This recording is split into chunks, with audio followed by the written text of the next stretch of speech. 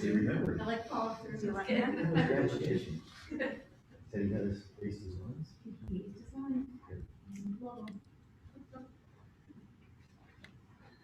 All right, we have the audio turned back on again, right?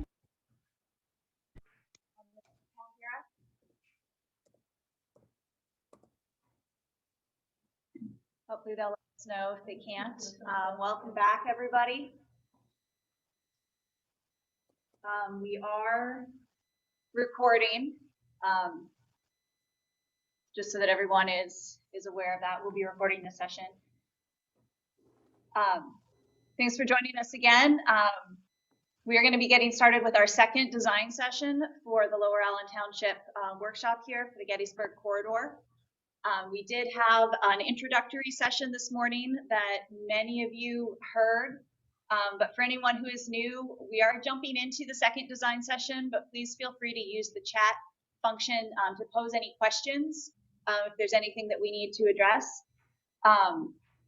This morning, we looked at the western portion of the site towards the highway overpass and Bonton site, Simpson Ferry Road and Gettysburg Road, the dual pairs there. We looked at various streetscape improvements, and we talked about safety. We talked about bike connectivity. We talked about the future land uses that might exist in that area. And we're going to continue that same conversation going up the corridor, moving east of the highway and looking at that area from the highway all the way up to about the township building. I'm going to go ahead and share my screen so that we can all be looking at this area together.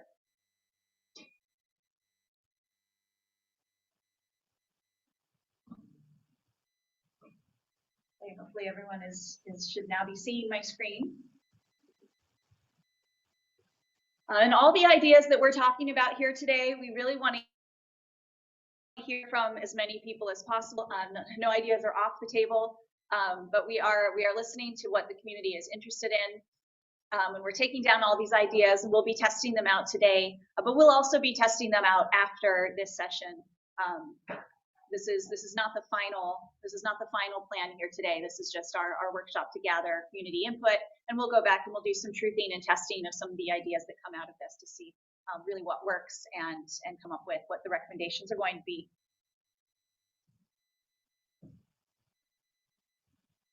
So right now, we want to move a little bit east. This morning we looked at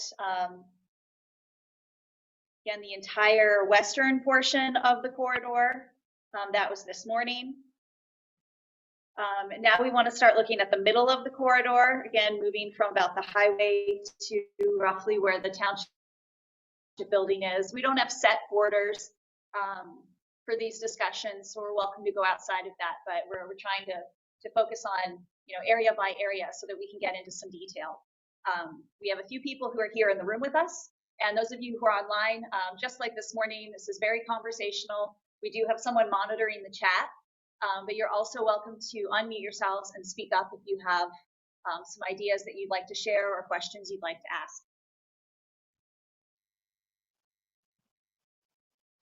So with that in mind, perhaps we start by just continuing some of the ideas that we had this morning about where the bike lanes would be. I think that's one of the major items that impact the road on the other side of the highway. We'll want to look at how that gets carried across and continues through this corridor, and then move through and start to think about how that impacts the road design along this stretch and how that impacts the access into and through the residential communities. So this morning we had looked at that bike lane, doing something that is a little bit more formalized with some degree of separation, using the existing shoulder, which we'd measured to be about 12 feet wide. Putting that on the south side of the road, and then also we looked at the fact that the driving lanes themselves are a little bit wider than they need to be. They were all about 12 feet wide. So there's an opportunity to narrow those a little bit, and that could give additional space to a bike lane and or to adding more continuous sidewalks along the top end, along the north edge of the street in this location. I'm drawing in some sidewalks there. And then potentially also thinking about how much separation should be between the driving lanes and between the bike lanes. While we're looking at this area, Kirsten, one thing that we also need to think about because of crossing walkability and all that is the distance between and the radius, those turning radius, that space between there, and we can, like, again, we can't measure because they're more like an aerial, right? But the distance between a lot of those radius, the turning radius, actually, sometimes those turning radius are like really, really wide, really, really big, which means that, again, pedestrians have to actually cross. They're more time on the asphalt than they need to be. So one idea is in some of those sidewalks, it's tightening up those turning radius, so decreasing the amount of time that people are walking on the asphalt. That's one. And then the second thing is, like in this case, for example, you do have a lot of curb cut because there are a lot of houses that have entrances there, which means that when you have a bike lane, that's a confluence, that's an issue, that's a problem, right? Because that's like the bicyclists and then the cars coming in and out. The nice thing at least is that, well, actually, as I'm looking at right now, on the right-hand side there where Kirsten is drawing, that seems to be more of a bigger entrance for a bigger office or housing apartment, do we know? Bottom right? That, are you talking about the road? No, the building. The driveway? Yeah, the building's here. Okay, that's a commercial building. I believe that's Duty's Lock and Key. Okay. But I want to call your attention to the fact that that off-road there from Route 15 and Lower Elm Drive, Okay. that is a major truck connector. You want to scroll north up toward 581. That's Spangler Road, and you go past that housing development.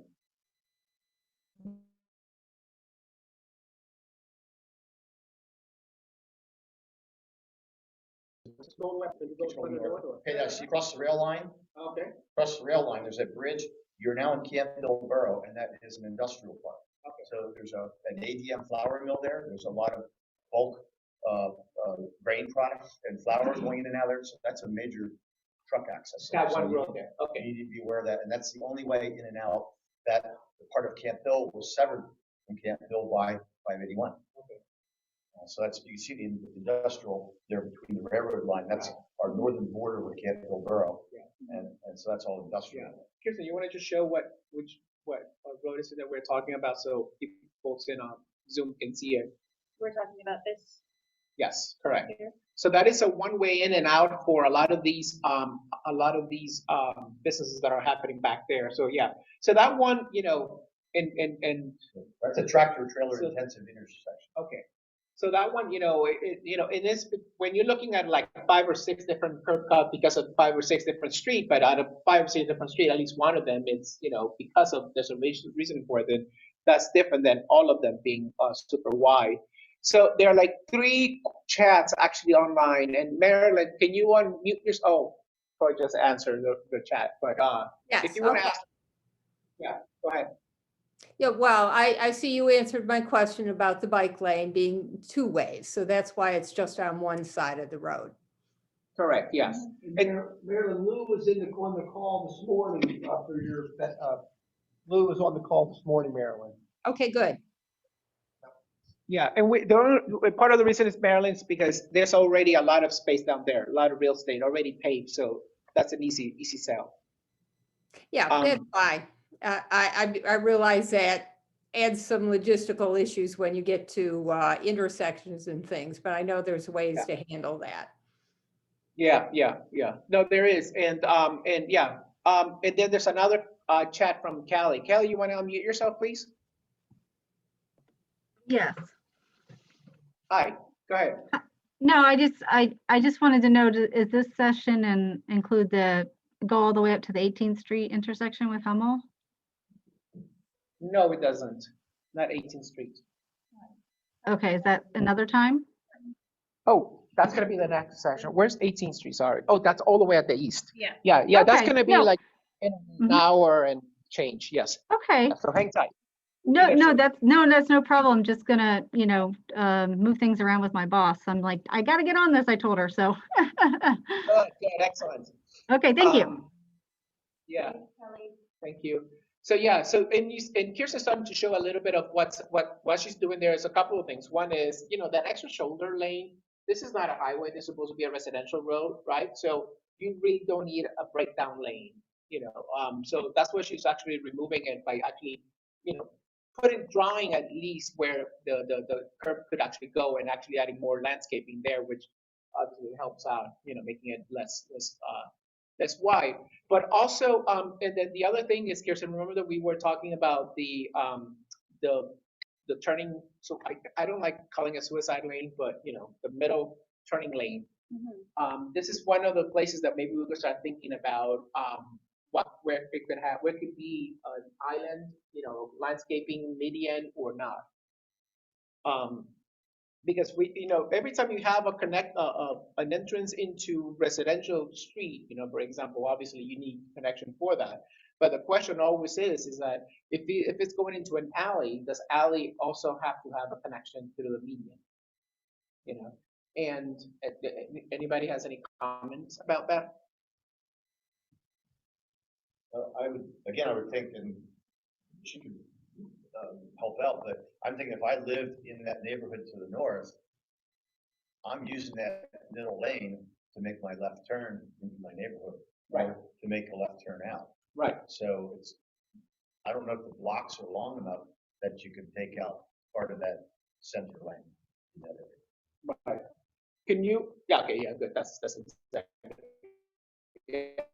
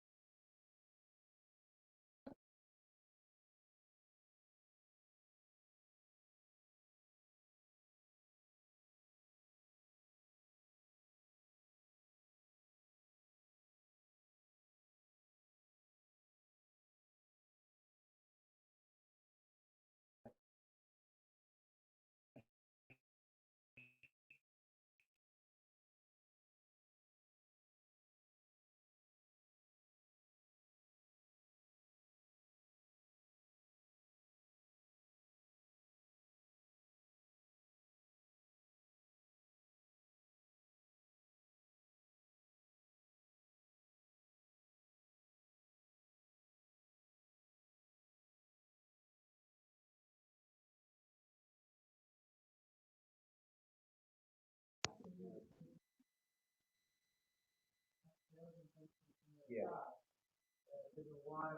That's when you turn right and turn around somewhere.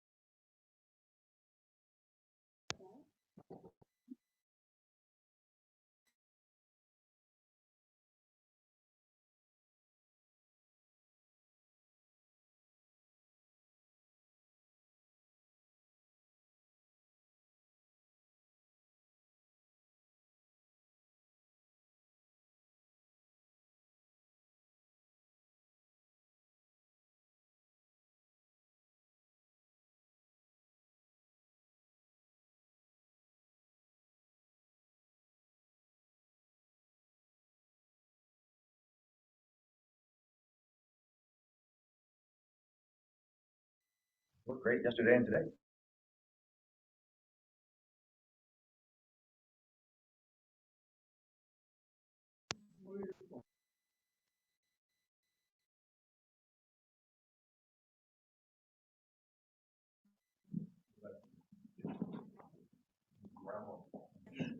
We're back.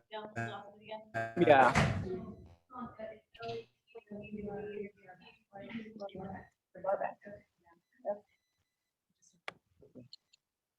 Sorry, everybody. We had a breakage in our connection. Was working actually.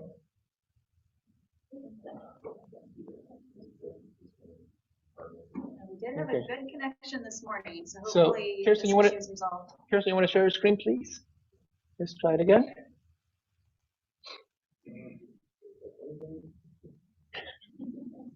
Okay, good. You have my screen back? Yes. Okay, so we were just starting to look at that central lane and talk about the continuous turn lane. We do have a lot of streets that we want to be able to turn in and out of, and so we want to talk about where that needs to happen and how much space we need to provide, but we're also acknowledging that a long continuous turn lane is usually, like Peter called it, a suicide lane. It introduces a lot of conflicts, and very, very usually, and we would say this is also the situation here, you don't actually need the entire continuous lane to be used as a turn space. You need space at near intersections where people are often turning to have room for one car to pull off and make that turn, which can be called a turn pocket, or perhaps 2 or 3 cars to be able to line up for intersections that are more heavily used. But that's what we want to hear from and discuss with all of you. Where are the turns that need to be made? Where do we need that 1 car turn pocket to be able to move in? Where do we need a longer turn lane? And where do we not need a turn lane? Where can we repurpose some of that continuous turn lane to actually separate the 2 travel lanes, not have that continuous traffic moving back and forth, and then maybe have that space to use for something else? Okay, so here's I think the discussion. There are a couple of things, a couple of ways of doing it, right? So here, for example, we know that their cars are going to want to do this. Oops, sorry, obviously not there. That's actually going the wrong way. Here, right? We know cars are going to want to do this. In theory, in theory, cars does this. But what you're saying is cars usually do this, and then they go in because they like to stop At peak traffic. at peak traffic hours, right? Okay, so if that's the case, there are a couple of things to be done. As in looking at this one intersection, is it?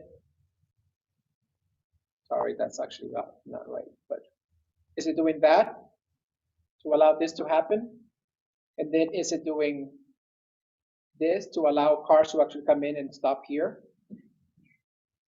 But in other words, what I'm saying is, because this is where God is in the detail, or Frank Lloyd used to say the devil's in the detail, right? It's like how you do that, because if we want to keep a lot of as much of the median as possible, because there's some benefits to it, right? So this is one way of keeping a lot of the median. Now, this here is an alleyway. In terms of the hierarchy of streets, for example, an alleyway is down at the bottom because it's actually just connecting a few houses, and it's like to get to the back of their houses, so that's how in an urban world, that's the way it functions. Normally the alleys are the ones that you want to hide, because obviously those are the ones that, when people open up a garage door, that's where they have all the stuff and the kids' toys and what have you, The streets are the ones that you always want to make sure there's enough connectivity.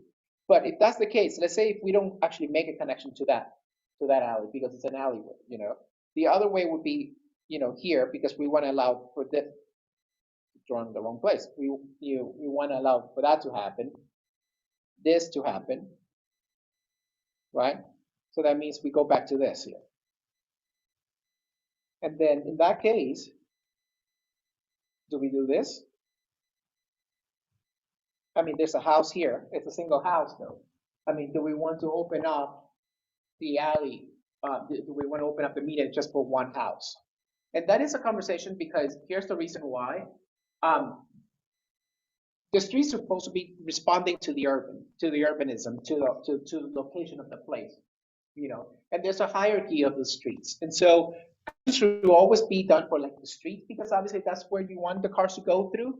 But if the minute you open it up for one house, then what you're saying is that house is equal importance as the other streets.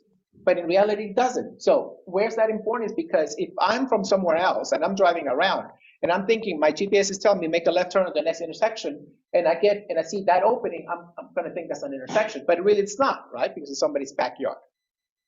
Okay, so that's one way of dealing with it. The other thing is actually what you mentioned, which is, can we find out if there really needs to have two direction, and actually we bring down the whole entire road by reducing it. Therefore, it's actually a much nicer, easier road to travel on. So that's kind of like what I was talking about. What do you guys think?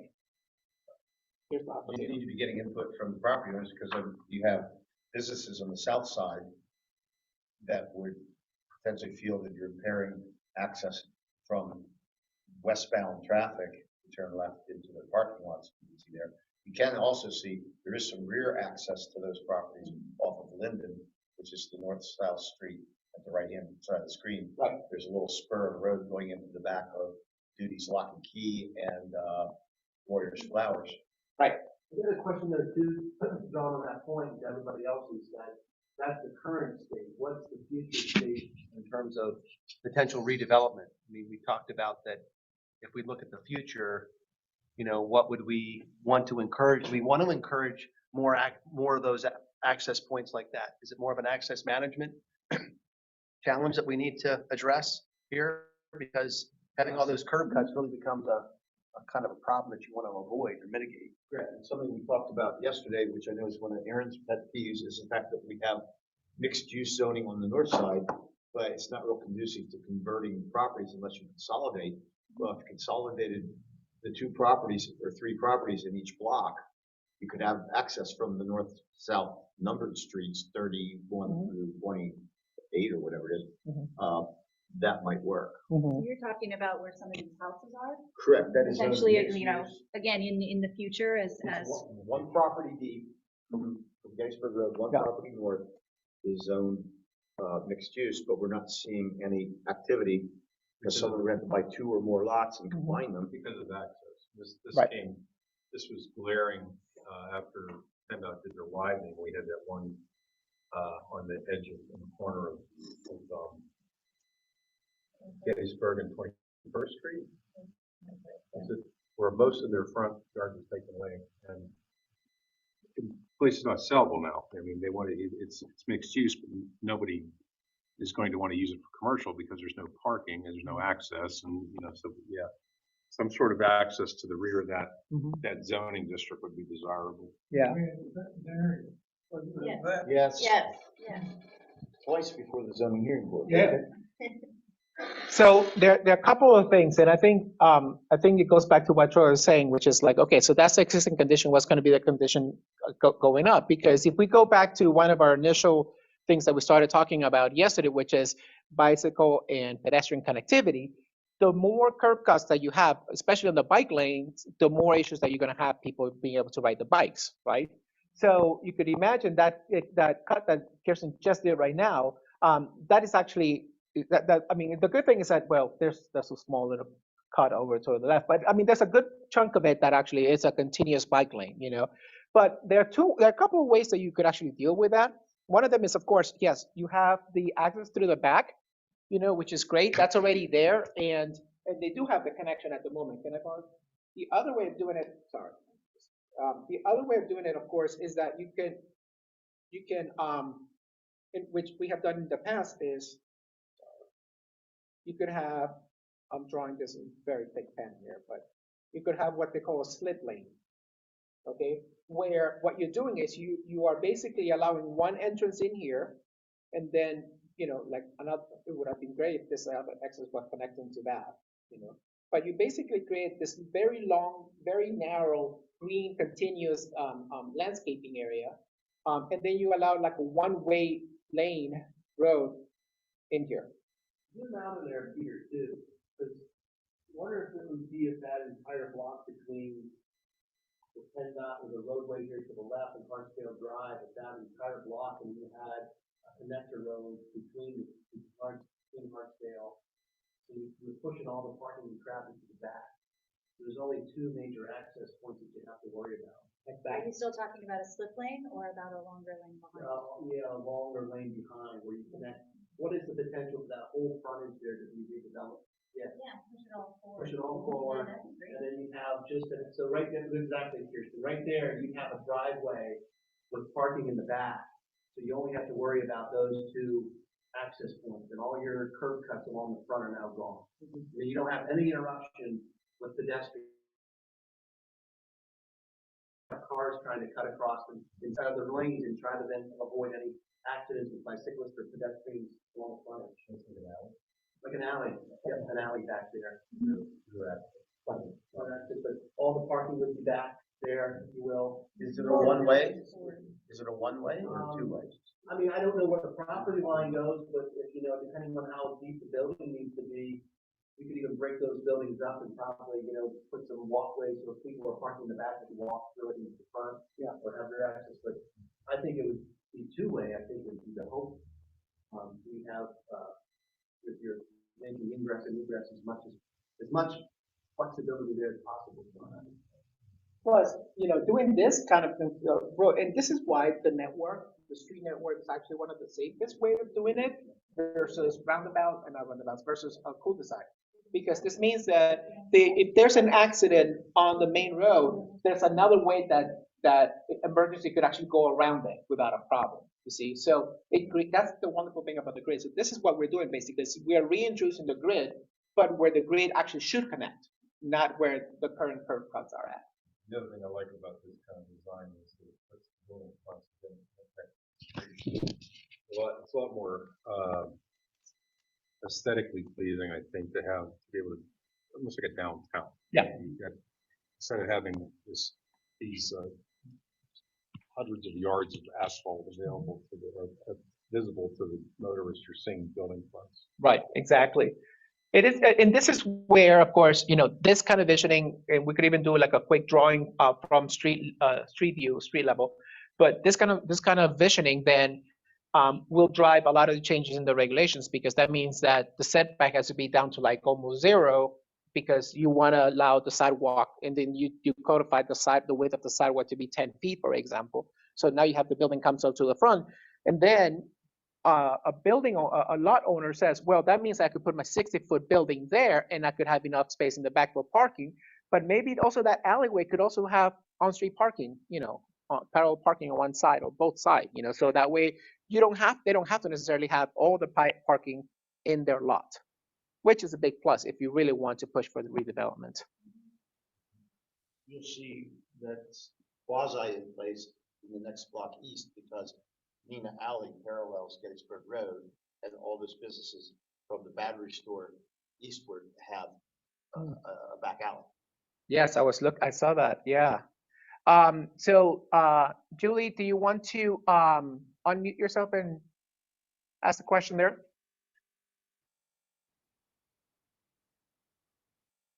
Okay, Julie was just asking pedestrian crosswalks to Refuge area at that middle island. Yes, we would look into how to create those pedestrian connections.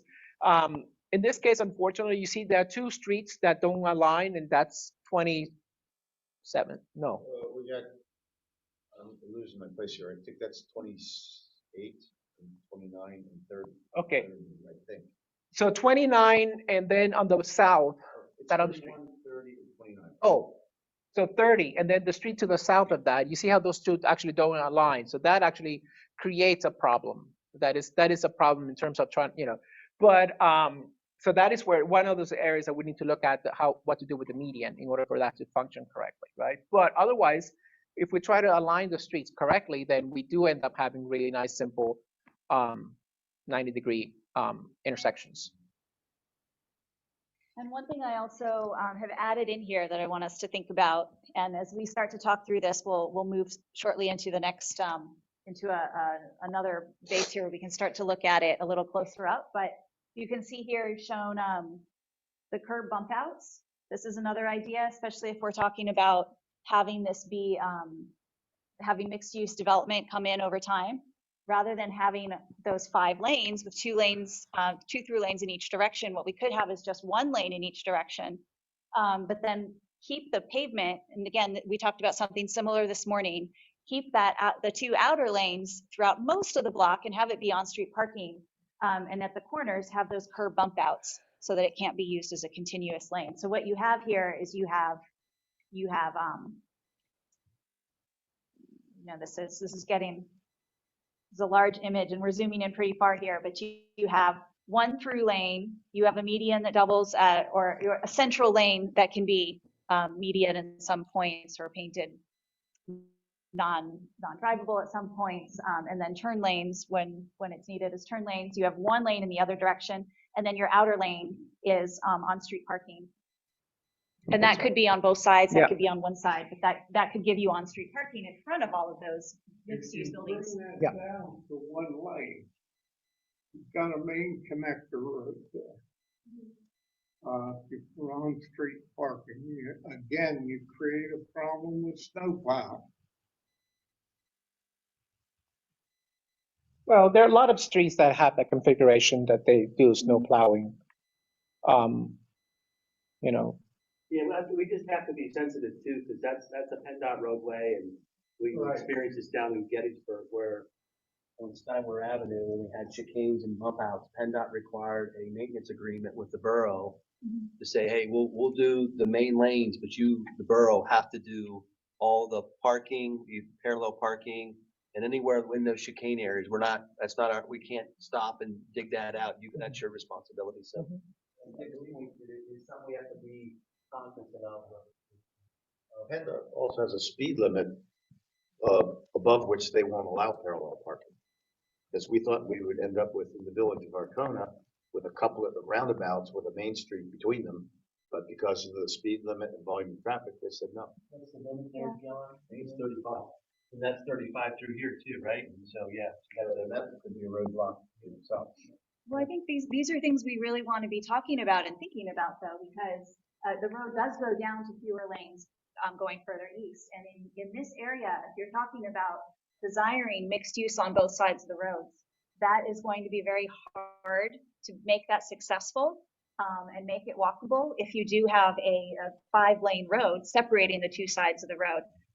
You have, regardless of how we do the pedestrian crossings, regardless of whether there's some kind of median treatment or not, you're still talking about the width of a 5-lane road.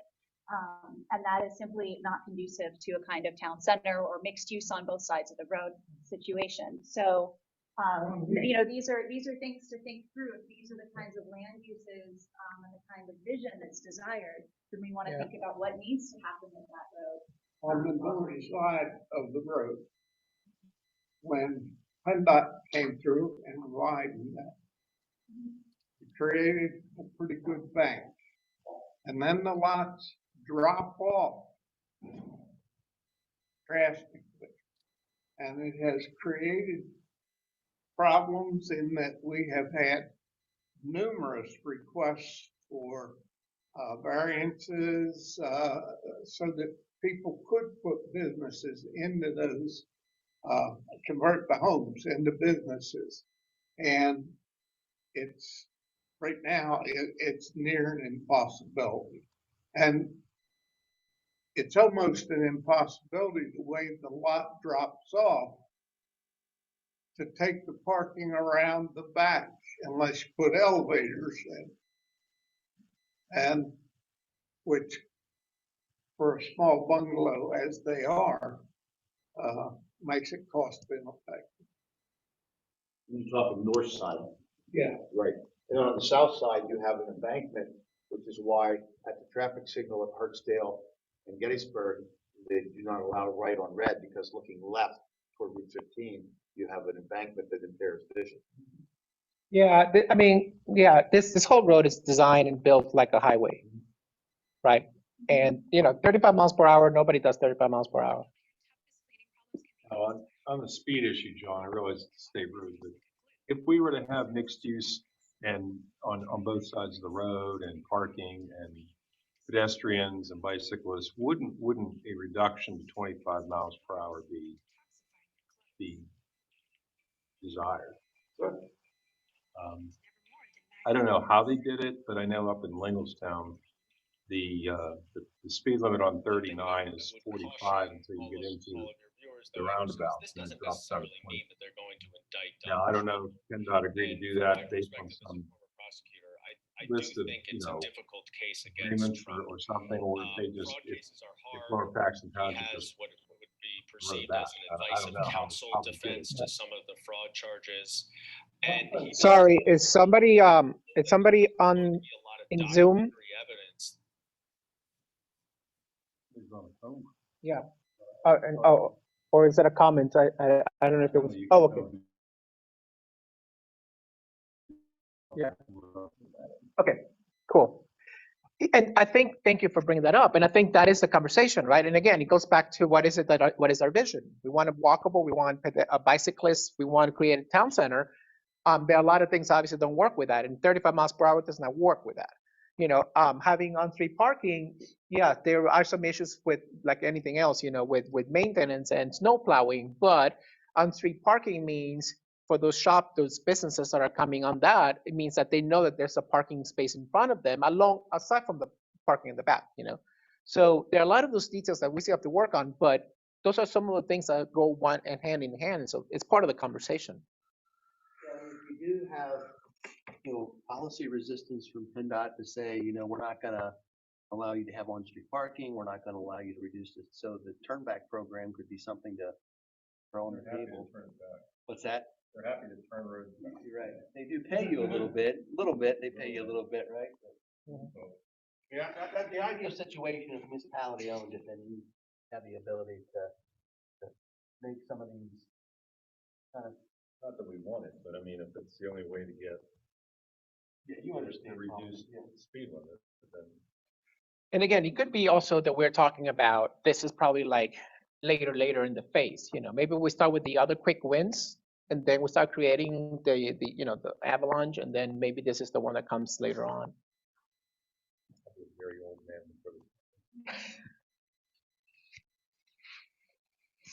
So yeah, this is one way of doing it, of course, which is having the alley in the back, and that's the one that connects, and so all the cars go through the back.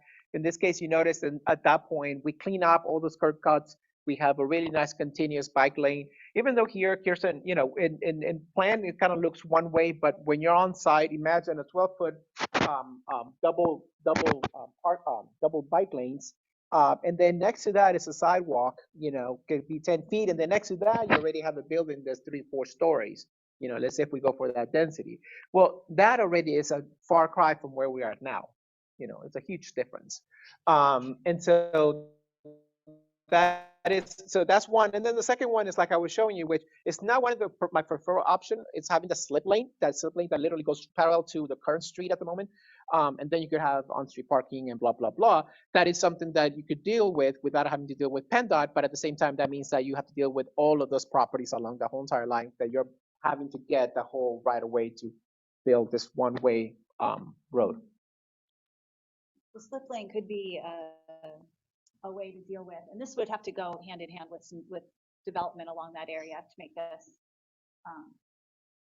make it worthwhile anyways. But that could be a way to deal with the change in grade, because the space between between Gettysburg Road and the slip lane could be the space that takes up a lot of that grade change, and then gets the slip road down at the level of the entrance into the shops and the businesses. Any comments from everybody in Zoom?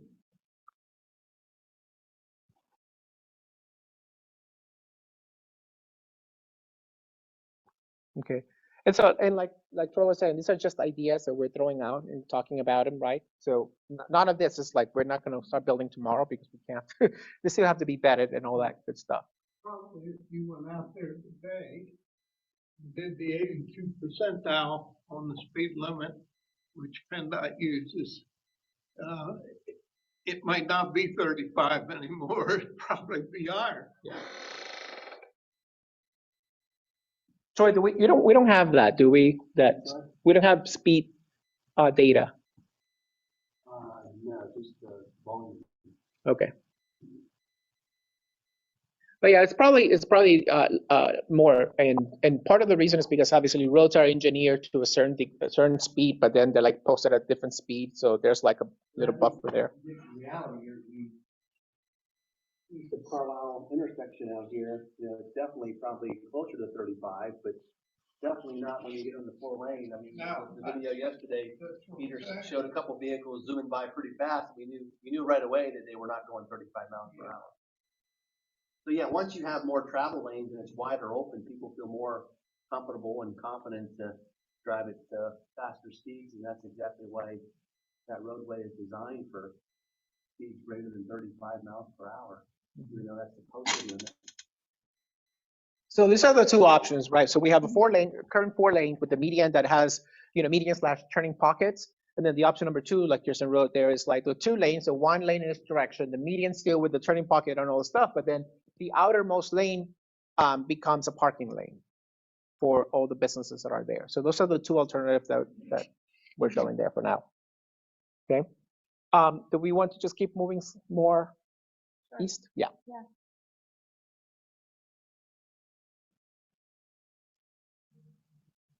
Well, just keep drawing. Yep, that's good, yeah. We're about 40 minutes in this session. We'll have to Tighten up, hurry up, okay. Well, I think the same 2 options that we were just talking about in that stretch, we kind of zoomed in so we could see them at a block level, but we would probably want to hear your ideas and thoughts on those treatments going down the corridor as well. A lot of the same uses are in this area, a lot of the same, there's continued to be discussion yesterday of more mixed use along this entire stretch. There are also already businesses, some commercial businesses and some industrial businesses as you get further on down the corridor. But the road width is very similar. We're still looking at lots of small local roads that we need to provide access to. So we need to make sure that there's ways to turn in and out of those side roads. But we also need to think about how we're treating how we're dealing with curb management and access to all of the businesses that are accessed directly off of that corridor. So again, same issues that we just looked at on those previous blocks. We want to continue that same treatment here. Think about what is the best. Do we want to have a discontinuous center turn lane and introduce elements of medians at certain points so that you don't have just that suicide lane, so that turning movements are guided only where they need to happen? Do we want to see mixed use development continue all the way down here? Is this an appropriate place to think about reducing the speed? We know that's a bigger topic, but it's still one worth exploring, and going to 3 lanes with the parking on the outer edges. Putting median down through this section will hurt a lot of businesses. I think it's harder here because there's some of the industrial components. There's trucks that turn there, and I think they are going to need to have that turning lane to access it. We heard, I think, from the survey that people weren't as interested in industrial use there, but actually, I think in the long term, having that industrial / commercial use of certain things matches pretty well because it's versatile during times. Downtime in the economy, we've seen it switch. We've seen it go from industrial to back, depending on what the current market need is. And well, they always did. There's a new warehouse approved, a small one, in that vacant central green area. The back? To the north. Okay, so and you can tell that area evolved before zoning, because you have a single family detached neighborhood next to industrial. And then on the south side, you have mostly residential that was converted to commercial. So this is a real anomaly that everything from Hartsdale Drive west or east along the corridor pretty much is zoned mixed use industrial commercial. It's not residential commercial, it's industrial commercial, because more than half of the building area is industrial, but more than half of the land lots are commercial. Okay, so it's a very difficult, you've got an animal feed mill and warehousing, and then you've got that little village remnant of White Hill with those duplexes in there. So it's a very convoluted area. And I also want to point out, and Tom might want to jump in, you see the green space to the right of that large warehouse on the north side? That runs north. The green strip? Over here? Just to the right of that, There you yeah, go. right there. Okay, so that's where a lot of Camp Hill's stormwater comes under 581 and the railroad, and it then crosses this huge box culvert and goes through our park. Oh, got You should see the water quality degradation and the amount of that.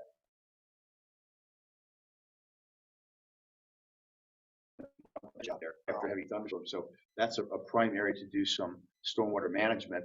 And then Tom, do you want to mention the connectivity with Camp Hill there, the potential?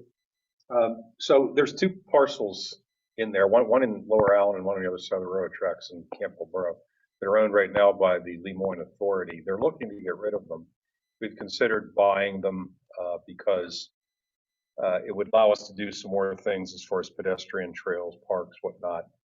We're interested in running a pedestrian trail or a bicycle trail that would go up through this property, through a tunnel under the railroad to the other parcel that would run up then to Spangler Road and through another, this time a tunnel under 581, much farther north. Yeah. Other railroad. And as you go a little further, see there you have parkland and There you that's go. the Fiala Parkland in Camp Hill Yeah. Borough on the north side of 581. That's the Fiala Field up there where you see the ball field. So eventually we would connect. Now we would love to be able to make it go south as well from our park out here, but so far Norfolk Southern has not been interested in giving us right-of-way access underneath their culvert crossing. What we looked at when we did the field view, that was on the southern end, right? But that's kind of a long-term plan for a pedestrian bike trail up into Camp Hill. There's not many places that our residents can access Camp Hill. There's 17th Street, there's which street is it, 31st Street? Whatever goes. 32nd 32nd Street. Yeah, there's not a whole lot. So this would give one more access up into Camp Hill. And so we've had some preliminary discussions about it, and there's some interest, but we looked at some alternative routes if we wouldn't be able to get the access underneath the railroad, and it would essentially start right there where the purple line is that indicates the railroad, and it would make a sharp 90-degree turn to the left, run right through that area where you just put the industrial new site, and connect on to Morningside, I think that is down there. That's Morningside Drive. And then run all the way to the end of Morningside and then somehow up onto Spangler Road, which is the small road next to the highway there that runs north and south. Yeah, right there. And then back up that way to get to, that same area, just where it crosses, where the culvert crosses the road. That would be the long route. But it'd be the only other way around if we can't get easement access through that culvert from the railroad. Railroad North. Railroad North. Yep. Not the Lurgan branch, whatever branch that The was. old Cumberland Valley Railroad. CVRR. And Julie, thanks for letting us know you couldn't hear, but prior to that discussion and what John was saying, Aaron was saying this part of the corridor where we just moved to, having some type of restriction in the median would be problematic because of the industrial uses and the truck turning movements. They need that median lane to sit and wait to make a turn, right? Yeah, I've seen that happen. Yeah.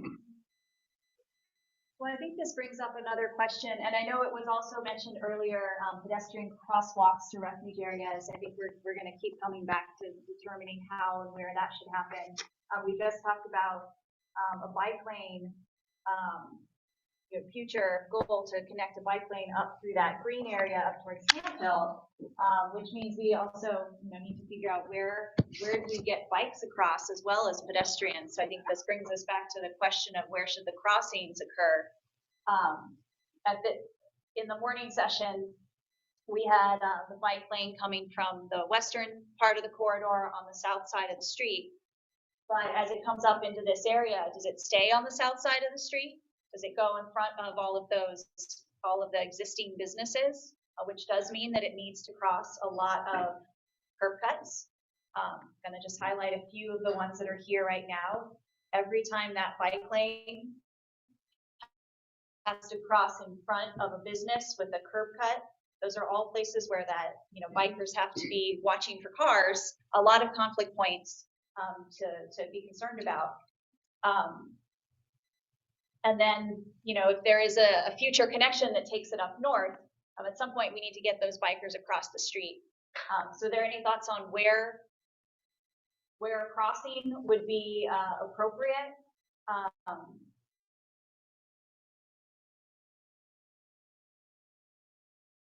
I think to look at junction with this, how far down does that mixed use center go? Because we would want the crossing to be connected to where the businesses are. At least to the park. Something that would help me out is, I think at school right there.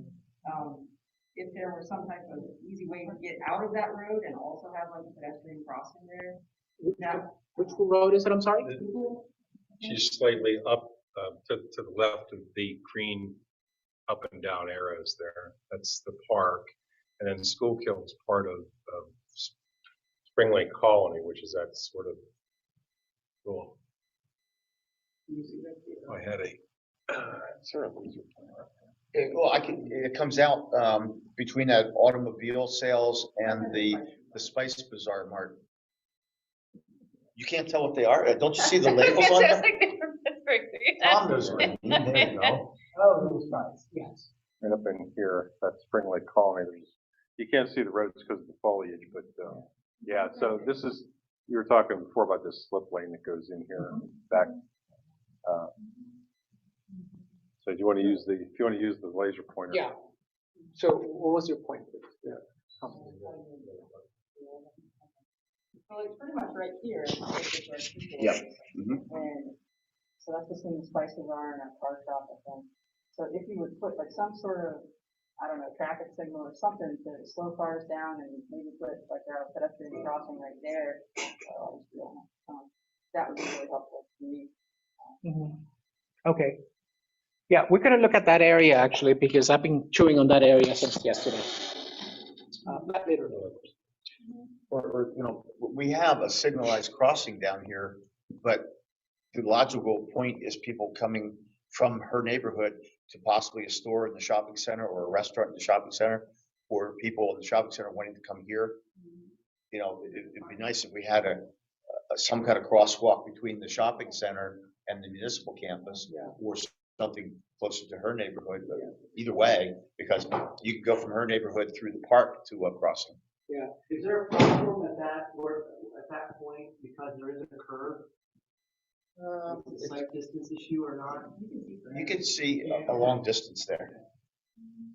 And maybe that's where, because Julie made a point about a pedestrian refuge, you probably definitely need some pedestrian refuge at that point, correct? Yeah, cycling highway. Yeah. So a couple of things about pedestrian crossings is that, and again, we're a house full of planners at home, by the way, so don't get me wrong. Don't get me wrong, Aaron. I'm not saying anything bad about planners. I already got in trouble for doing that. But is that we tend to want to do that also, which is put where the pedestrian connections are. And the reality is people will cross where it's more convenient for them. So yeah, we create all these really great places, but it's actually where they want to cross. And that's the reason why a lot of cities, for example, they have constant crosswalks every, 100 feet or 200 feet, because it makes it better for pedestrians to actually be able to cross versus like this long stretches where there's nothing to cross, So just keep that in mind when we put a crosswalk, that it could be really, really, really, really conceptual. Even when it's built, it can still be conceptual, and it's kind of like sidewalks that nobody uses. Kirsten, can I jump in real quickly here? I just want to talk a little bit about actually this area that we are looking at right now, only because You need me to stop sharing? yes, apparently I need you to stop sharing. All right, screen is yours. Okay, thank you. So I'm going to share my screen here, and I just want to talk a little bit about that area, because the one thing that I think it's obvious to is that this area here has a couple of really interesting aspects to it. Number one, you do have, as we just heard right now, we have this possible connection that could happen from the north going south, right? Number two, we have this possible connection going straight south under the train tracks. Let's hope that the gods at all the railroads they say yes. So there is a potential connection there. We are talking about a bike lane that could happen along our street here, right?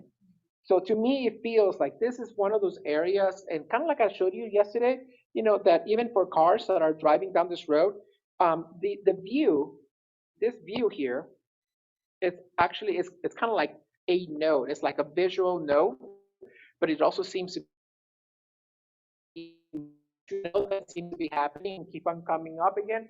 And so I've been chewing up on this. No, you don't believe that, Aaron. No, I was just Oh. I was just thinking about how that it's sometimes confusing for cars actually because they've gone straight through there. We actually had it. Oh, here? We had a car plow into the park. Because it went straight through that road there. So it's like kind of a confusing little intersection. Yep, Yeah. that happened. Because there's nothing that tells you that something is happening there, Right. So I was thinking to myself, okay, so what are some of the things that I would do if I was, king for a day, kind of a question, right? And there are a couple of things. Number one is, we know that this is the old road, right? That's what we learned, right? So that's the old road. So that means that all of this area here, because the property line probably is somewhere back here. Yeah, there was a V there of 2 roads. But that's the old Carlisle Road that goes That's the old through one. our property. Right. So if that's the case, there are a couple of things that we can do to clean up this area. I think that there's a magic here that's happening here because of this tiny little bit of land that it's screaming, and this one here that is dying. And then you have this here that I actually measured it, and that's 40 feet. So from this space here is 40 feet. That's way oversized for anything. And then here you have the travel lanes, that each of the 12 travel lanes are 12 feet. Right. And then you have this road in here, which is 22 feet. Okay. So I'm just going to throw a couple of ideas just to get your, people suggestions flowing, or getting people to throw tomatoes at me. But one idea is that you formalize this. And by formalizing, I mean that you tighten this up so that it's a simple one way in, one way out. So you're basically adding more space to the park here. And that infamous bulb outs that we keep talking about, you actually build some bulb outs here. And there I say, here. So you basically are formalizing this space here so that it is a one-way in, and this is a one-way road direction. Okay. And what you're doing, what is it that are the benefits? Well, number one is you're getting a bigger green space here. That, this is a hair salon right now, but I could actually picture, considering that you have the park here, I could picture this whole area here as being like a small little town center, like neighborhood hub, neighborhood node, with a little bit of commercial and stuff. And some of these buildings, and you call it the village. Well, this house is here. Well, that neighborhood is Spring Lake Colony. The Colony. Spring Lake Colony is the name of the subdivision plan from 1894. I guess my question is, do you need any of that? This is way off, but like in New York City where they kind of ended some of the streets and then they put chairs and things. Could you do that? Because it is right there across from the park, and you could like sit and eat at tables or whatever, something like that. I don't know that you need any of that space. Glad you brought that up, because you're completely correct. You do have an alley in the back. Right. So all those properties actually are serviced by the alley in the back. So yes, you could also do this. You could actually formalize this whole space here and get this whole chunk here basically and convert this whole piece here into a bigger green space. A cafe or a coffee shop. Right? Or at least just space to be there. Yeah, and I know these guys are not going to be happy. I'm sorry, they're not going to be happy. I could guarantee you that much, because they're like, oh, you're cutting off our circulation and all that. But they do have access from the back, and look at where all the cars are. They are actually parked in the back. At least in this aerial. I don't know how old this aerial is, but you could also see that with this green space connected to that block, I could guarantee you that this is no longer going to be about cars. It's going to be more about people, like a bigger coffee shop, or hair salon. That's a car, it's a grease monkey. Well, it was, it's a quick lube. Okay. It's a quick lube. It was Grease Monkey at one time, and that's Lucas Oil thing. I don't know what it is. Yeah. The grease monkey design in our building, you remember they had the hip roof, right? Well, that was originally a Grease Monkey, but yeah. If I were to sit there, I would be really concerned about the speed of the cars. Yep. Because I don't even walk on the sidewalk. Yeah, and I was standing there, yesterday, and I was standing there and I was like, whoa, this is really crazy. But that's because, again, the lanes are really, really, really wide, so tightening up the lanes and it's often, and well, so excellent idea. Thank you, Aaron, because that's spot on. And here's the other crazy thing is that in this case, you really don't need a lot of crossing between the two sides of the road, right? Because this is almost like a straight shot. And what that means is that this is potentially one of those areas where we could even think about doing a median. I mean, these cars are going here. These guys may need to turn in here, right? So we have to free up, and then these cars have to go out that way, right? That road to the bottom left is Spirit Drive, and that goes to industrial. So there's a lot of truck traffic Right. on that. So then we need to leave enough space for the 18-wheeler, for example, to stop there and then eventually go out. So, and you're happy. So here's an observation here in the field. You have where that parking lot, and see where the parking stalls are that are perpendicular to the road. You have the telephone pole. Where are you? Peter could point. I was pointing out this parking area here in front of this building. Yeah. Yeah, right there. Is the right of way back where the front of the parking stall, is that all? Yes. Yes. In fact, the PennDOT right of way just about goes through the Summit Restaurant. Right. It's very tight to the building. You keep on going, you see, it almost looks like there's right of way. You are correct. for those cars, right? You are correct. We have a ton of area there that potentially has some other potential uses. And especially because we do want to have, ultimately, this is the movement that we want to do, right? The pedestrian movement north-south, but also we do want to have the bike movement east and west. So that's why I was thinking is like, okay, so how can we make that movement, make it easier? And obviously, number one will be, doing that bigger connection there. Number two will be having the median in the middle. And then number three is actually linking up the two areas, the two halves. But already by doing the median, you're already tightening it up. So it's already going to start feeling a lot different. Plus, not only that, but let me just go back here. We could, even having, some shrubs, lower shrubs here, and then having the pedestrian connections here, that actually could be a much wider connection there because this is connecting the two areas, the two halves of the green park, could be a much bigger affair, and therefore it's more visible than not. Is there an elevation, there's an elevation difference there between the roadway and down here, correct? Down here, it drops off. So is there an issue of trying to, Peter, are we trying to connect people? What's the viable connection of the trail? Would we have to do a switchback, or do we go through do we need to come through the front yard of that industrial space to the right?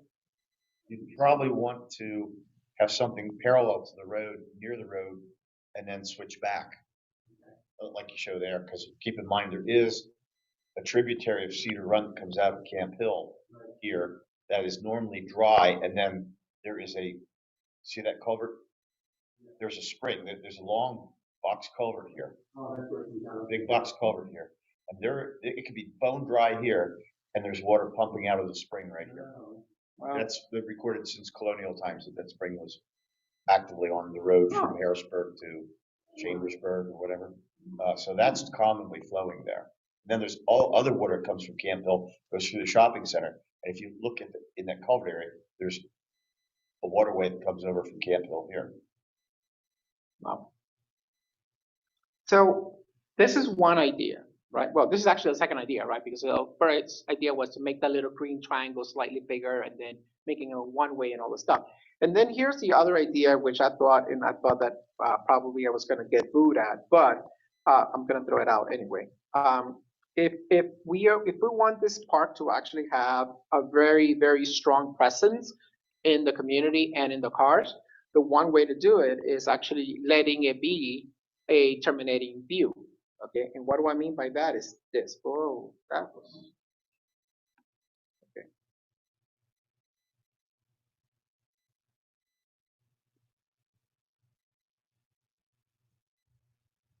Does everybody see what I'm drawing here? Silence in the room.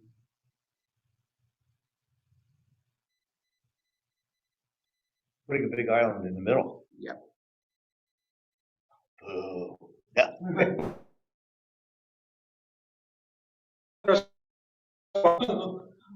That would slow people down eastbound quite a bit. Yeah, it sure would.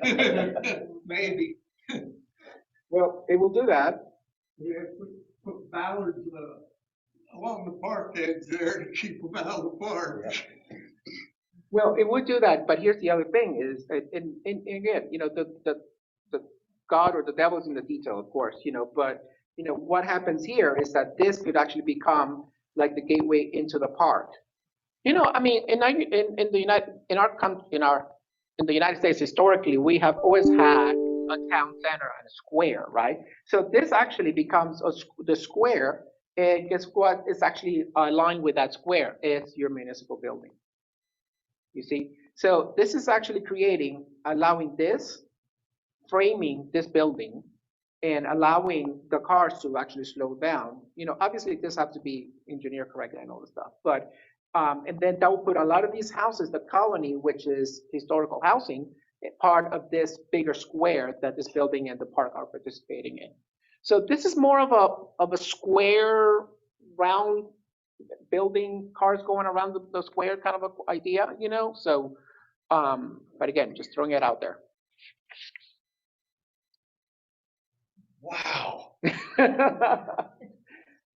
Any comments? Let me ask you a question. Please do. Why are most squares round? Round? Why don't they call them rounds instead of squares? Well, historically they were What square. percentage of them are round, though? I mean, Lancaster was Drive square. my kids nuts when they study history, not throw that at them. I mean, yeah.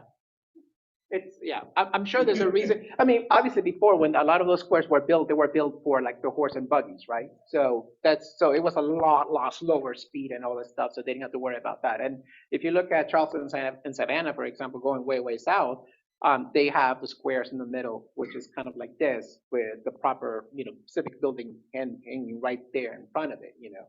But I'm just thinking, because here's what I'm thinking about doing something as crazy as this, is that as a pedestrian coming up, this is not going to draw it, is it?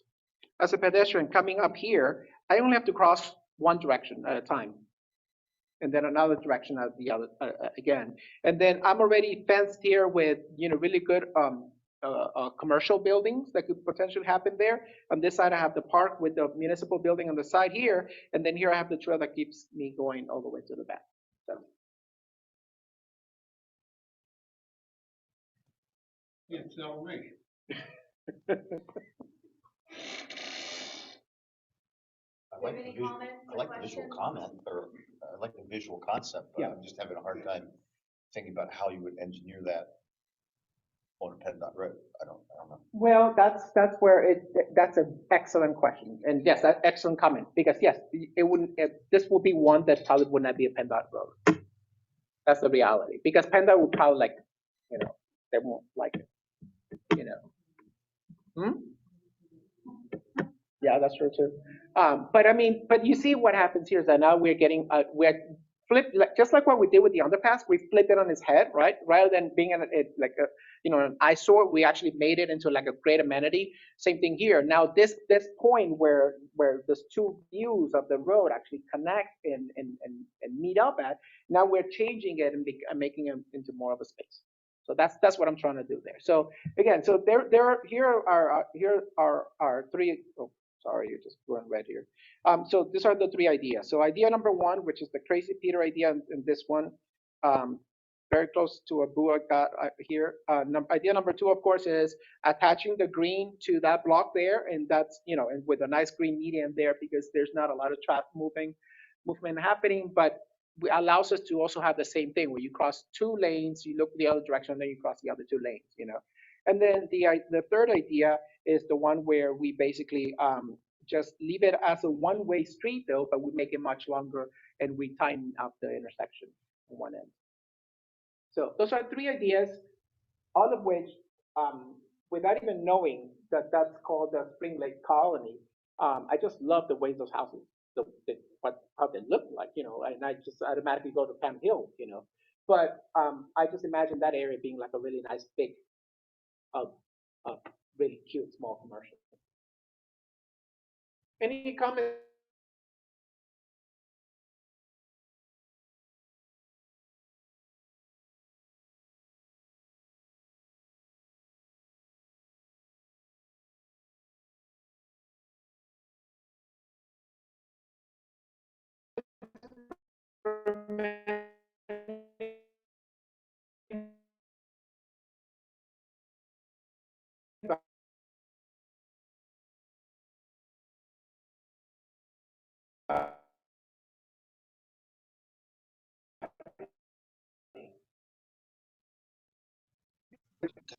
I saw this happen in Susquehanna Township, since your offices are from there. Crooked Hill Road was a state road, about 3 miles long, 2-lane country road.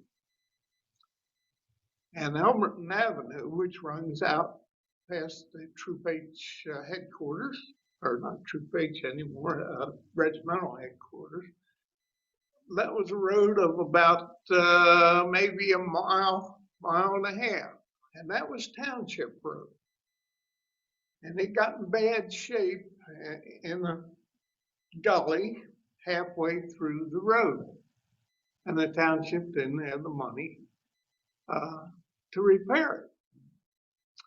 So they just closed it in the middle. They just took dump trucks and piled stone across it. Yeah. Well, then PennDOT came along and said, we want to build regimental headquarters here. We can't have this road closed. Tell you what we'll do. We'll improve Crooked Hill Road, and then we'll trade you Crooked Hill Road for Elmerton Avenue, and then we'll rebuild Elmerton Avenue. And they did that. Now Crooked Hill Road is in rough shape and needs rebuilt, and there's no money to do it. Yeah, and that is indeed a really strong case for sometimes not doing things, but at the same time, there are multiple municipalities where they have actually done it correctly, and they come up with a complete plan, not only about taking over the road, but they also come up with a complete plan on how to redevelop that area. Because just taking the road for taking the road's sake, I mean, come on, nobody has the money, right? But if you come up with a real good regeneration strategy and creating a place that those businesses are going to start bringing more taxes into the municipality, then that's when it works. So it's a matter of doing it correctly. When you look at the cost of rebuilding a road, you need more businesses than you can ever put along it to pay for it. I don't know. What do you think, Troy? I mean, it is one. I mean, it comes down to, if you wait till the road gets to the point where it's been never maintained, it's that constant asset management of the system. So if you're doing regular maintenance, instead of waiting until you have this big bell curve and then spend all the money at one time, it's that constant, just like your car. You got to change the oil in it. You got to do the regular maintenance. If not, you're going to have a big bill at the end. So either way you cut it, there's going to have to be some allocation of money, and it comes down to municipal budgeting and financing and capital planning. If it's within the budget, but that's a decision that the township has to make going forward, whether or not what level of improvements need to be made based upon revenue streams and who's paying for it, right? Yeah. It's still PennDOT roadway, it's still taxpayer dollars that are paid for it. We know PennDOT doesn't have a lot of money as it stands now. So, so that's it gets back to the point that we made yesterday. Is there any need to have some type of, improvement district, special district that starts to have a way to generate funds that actually start to help contribute to the upkeep and maintenance, especially for the public common areas, like the bike lanes, sidewalks, et cetera. Because if you're adding sidewalks in, I would assume the policy of the township is that the property owner maintains that portion of the sidewalk that's on their property, right? But there might have to be some idea, like I think you made the mention of, let's think about maintenance. Let's not plant trees that are going to actually upheave and deteriorate the sidewalk, but that ongoing maintenance. I mean, so it might be a decision to say township's going to put these in, but we made the commitment of maintaining the sidewalks. So we're going to have the commitment to make sure that the right trees are planted, that if there's any cracking or anything, that we quickly get out and fix that section because it's a low cost to do a small little section. So yeah, you're spot on, Dick. I mean, it's a cost to any improvement you're making, but I think some of like the bike lanes and things are less expensive maintenance wise than they are the regular travel lane of a roadway. Right. Because there's just a bike riding on it, right? And it's not really wearing off any markings to the extent. Through commercial, I mean, we're talking about truck traffic. Right, that's where you have the car traffic. Yeah. And you have add truck traffic to it. You've got a bigger maintenance issue because of, especially if the trucks are making stops on hot, sweltering days in macadam, they ripple it up like it's a washboard. I mean, it's really becomes an issue, that heavy weight on that macadam. It's you've got a challenging corridor from that standpoint for sure. Yeah.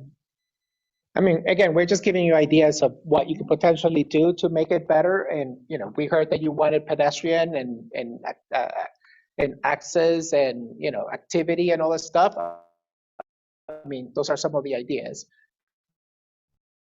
Yes, there's a bigger conversation. That's with, yes. Any other comments? Anybody else? Troy, are we going until what time? 6 minutes. Oh, 6 minutes. Oh, Jesus. Okay. Any other comments about this section, this piece here? Yeah. Please. In this section, highway, all these blinking lights out there. Mm-hmm. And I think that's Okay. I have breakfast across the street on about a weekly basis. And I sit there and I watch when the police, the ambulance, and the fire trucks come down to that light, and I see people just buzzing right through. Some stop, I won't give it that, but more buzz through than stop. Fire truck can't come down that driveway and make that turn onto that street without stopping, or we're gonna kill firemen. There needs to be a better idea. I am in favor of the lights, but I have seen emergency vehicle egress onto roadways where signage and lighting was much better than here and more effective. What do you think made those signage and lighting more effective? Well, for one thing, I've seen them where they have an LED small signboard, maybe 30 by 3, and when the fire trucks or ambulance is coming down, that signboard comes on, flashes red, and says emergency vehicle entering or something of that nature. And instead of having those yellow lights blinking all the time that people get used to and just keep going through because there's already a flashing light there, turn them into 2 red lights, one above the other wigwag, that only come on when activated by the fire company. Well, at that point, shouldn't it just be like on, red light on, because it needs to stop? But if they're wigwagging, if they're wigwagging, they catch your eye and draw your attention. Yeah. The ultimate irony is that people stop for the flashing yellow. Yes. I see it all the time. Yeah. The drivers don't understand what it means, and they slow down and stop and stare at the flashing yellow. But then when it turns red because their emergency equipment is entering the road, right through a red light. So I think if it's a wig-wag red light, City of Harrisburg used to have it at the old Paxton Firehouse on 2nd Street, right off of 83.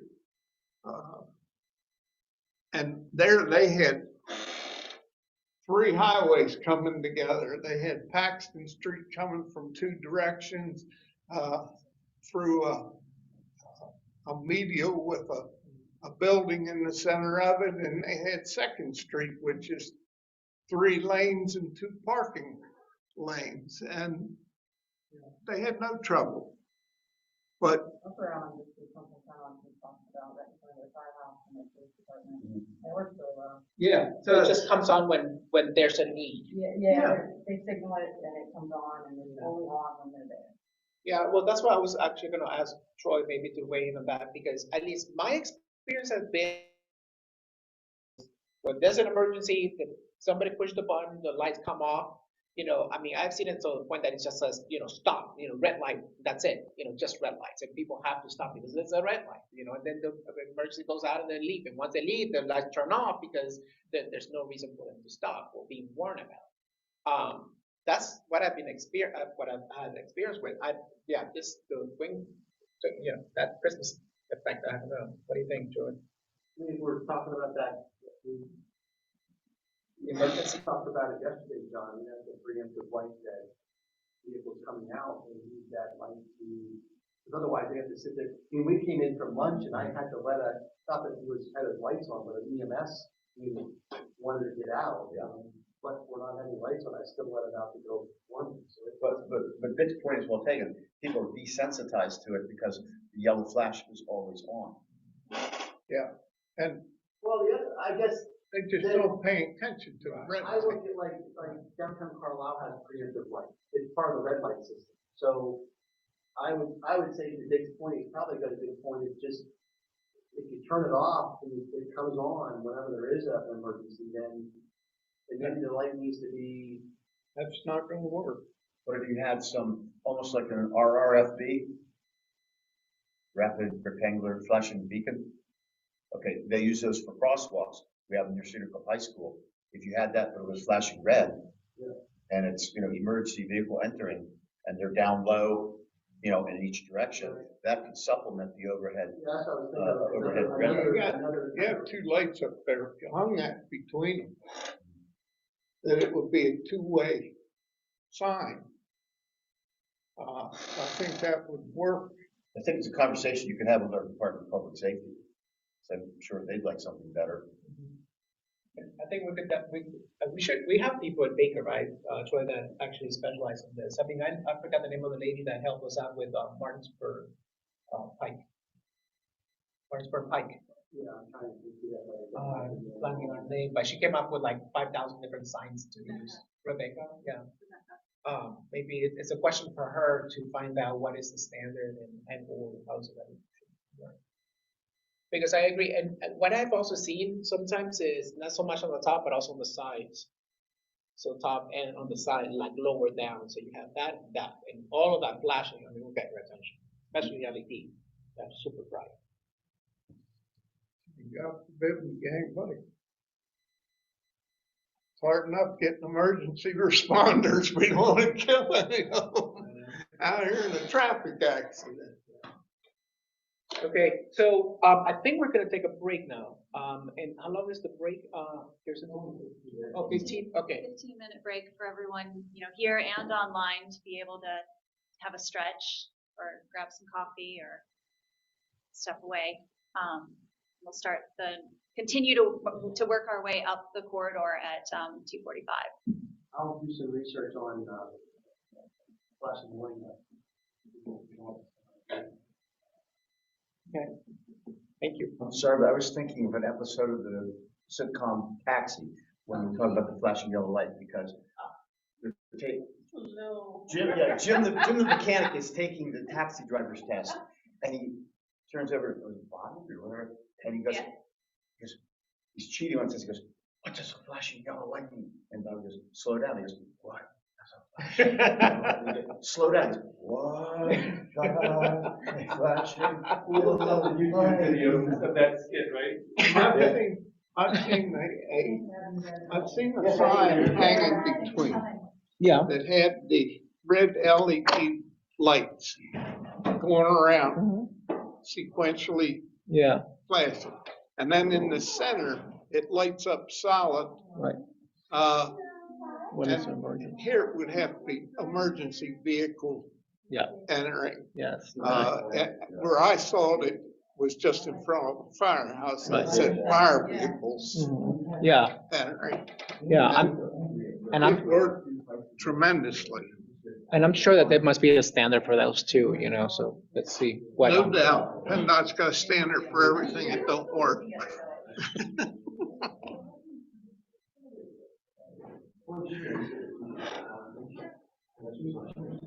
Ah.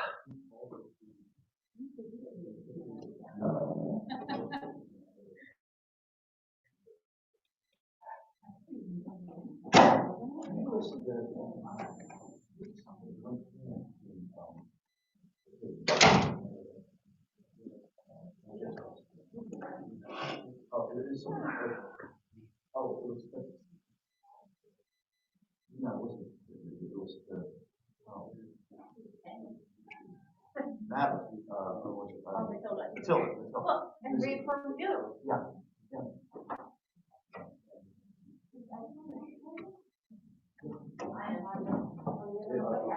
I am, but, I'll be back out this way. I wear it regardless.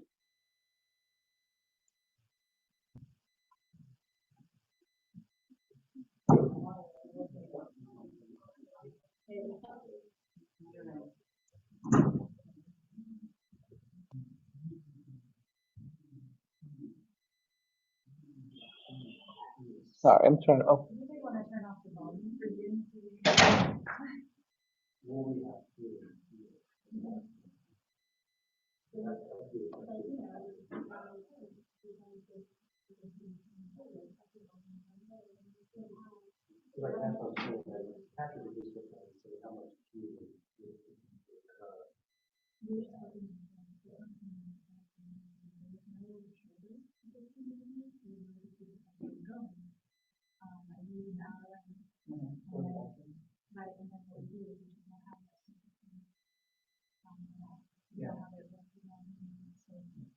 But then, yeah.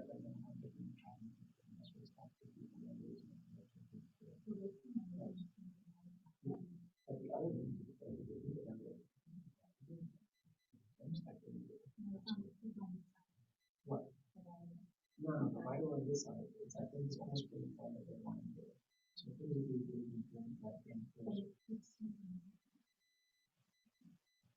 we could show that, but I think it may be a problem. Because there is the one access to the industrial area, but it's not, there aren't as many trucks. There's not a good long stretch there. And, the patrol zone, low. So, there's not,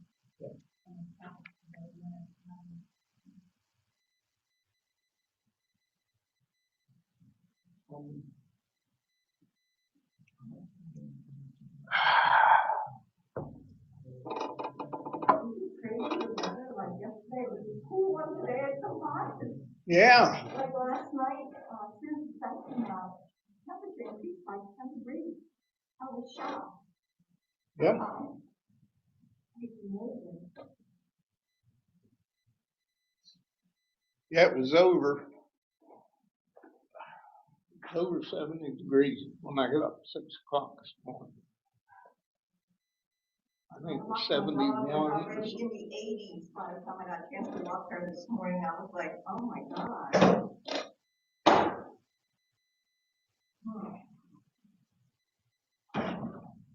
I'm thinking I can bring water in. I think everyone has. Yeah. Well, I'm excited to learn what this is on. I'm coming mainly for information and trying to figure out what's going on.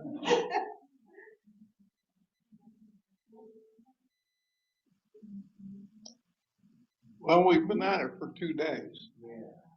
Yeah, I signed, I did that survey, and I thought they were supposed to put when the meetings were, nothing came up, nothing popped up. Is that right? I didn't get a follow-up email. And I thought, so that's why I called this morning to find out when it would be. We're actually down to the last segment. Oh my gosh. Okay, what postcard only gave today's date? I think, did you go on did you go on the township website? I went on to this thing that said to go to it said to go to survey. Yeah. So I did that. Yeah, well, I think they had to schedule, I'm trying to think, because I printed it off of somewhere else other than when I did the survey.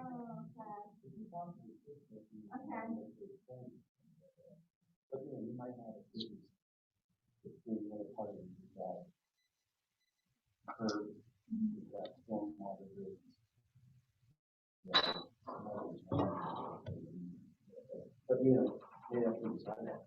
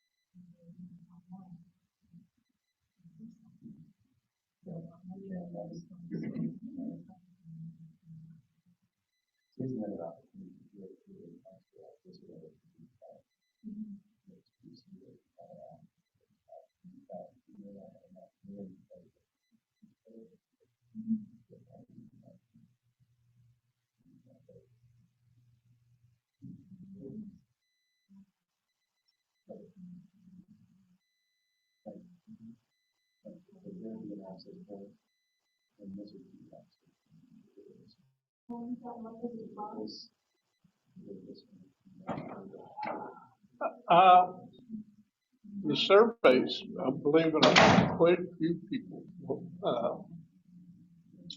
they can tell you exactly how many people turned the survey in, but it was an amazing amount of people. No.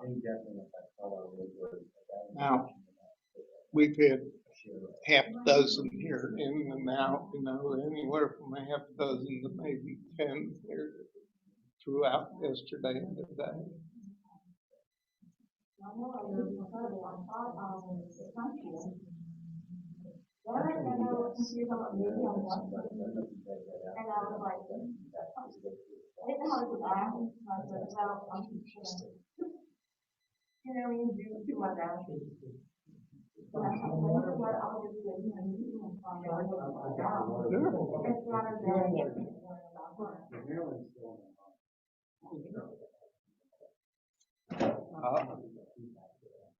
Do you live close to any portion of the corridor?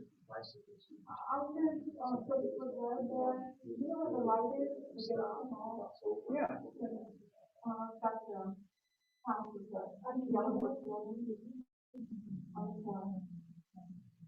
Where you go back to the mall, up. Okay, we just did that section. We just did that section.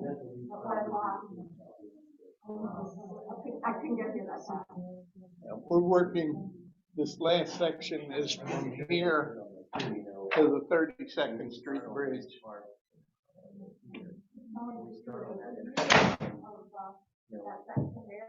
do we know which side of the road we're starting on? Pardon me? The share of it. Because if we know here, we're gonna force them to cross. There is going to be an overview this evening on Zoom only. They just keep on going. From And this would make 6 sense to 7. When you get down to that spot, you know. Yes. You definitely.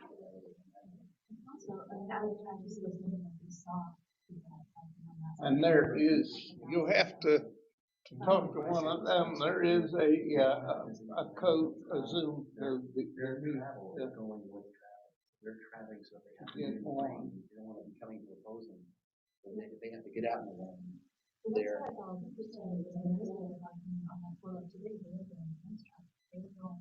These three are from the consultant firm. there's a lot of casual riders. So if you're riding the road, you're doing, there's not much shoulder up there. You should be in the cartway or near the edge, but you're traveling with, I'm on the zoning hearing board here, I have a dollar by. and that's just one night a month. 50 cents to get you the water. Hi, thanks for joining. We'll begin here, the third section.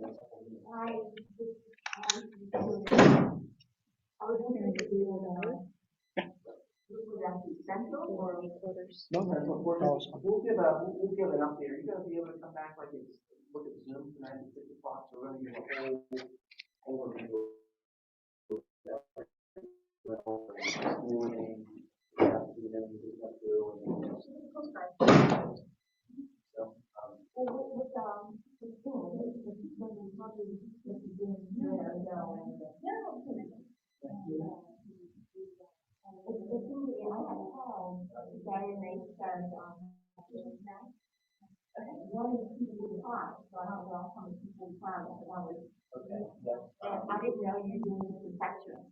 Yeah, we were trying to break the corridor up, so this morning we went on the west end. We just literally finished up with the central lane, and then we were gonna go from Carlisle Road out to Lemoyne Road.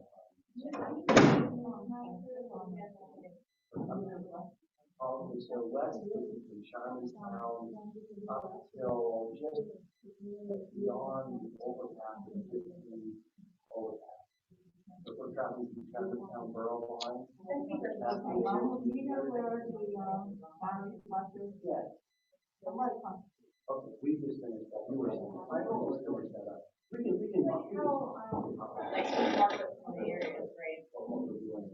Or Still, stay. you know what I mean? Like, Keep going, get this finished, and then we'll just show you how to what we do on that part. And I'll get you the Zoom link, if you want to join, okay, all right. We'll go through kind of short presentation, and Kristen will go through kind of I highlights. do. Yes, so not for tonight, is when I'm here, because it's not like,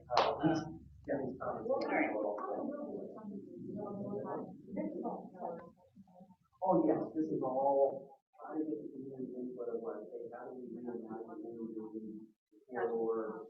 May not happen tomorrow, it's gotta happen over time, it's trying to get one township, like, oh, that's something we can do today, let's go. Solution that can help with stormwater management or problem, that will be a possible activity. That's a bigger picture of development, that's gonna be like the vision. My points are higher over time, probably that.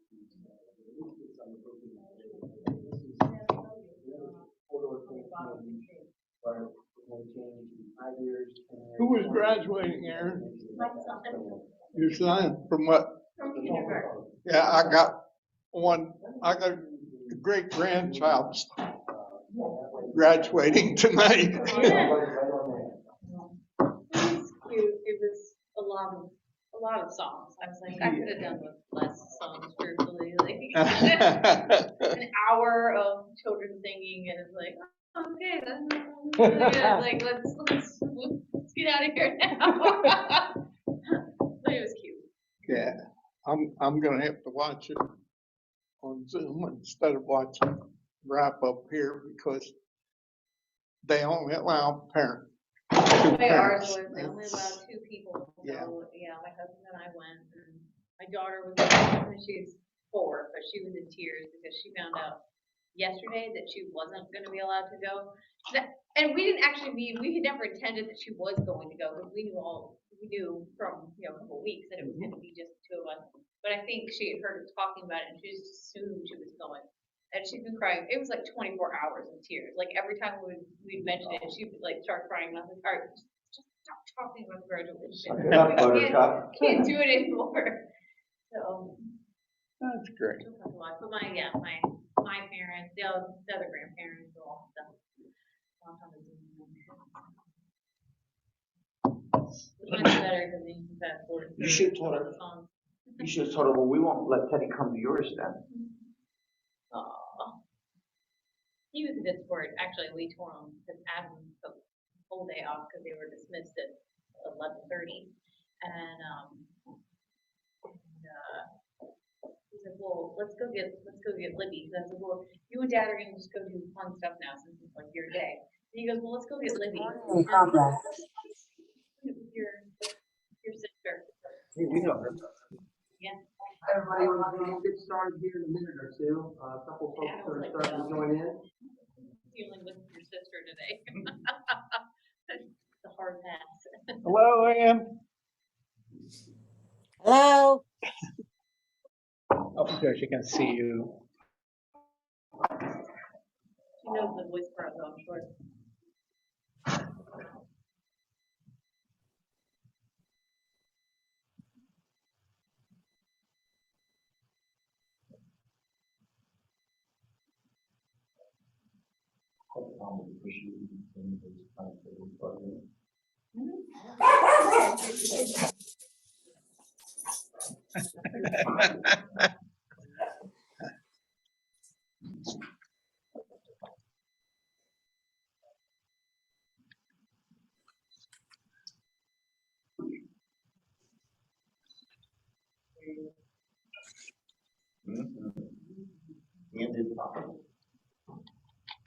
Yep. Yeah.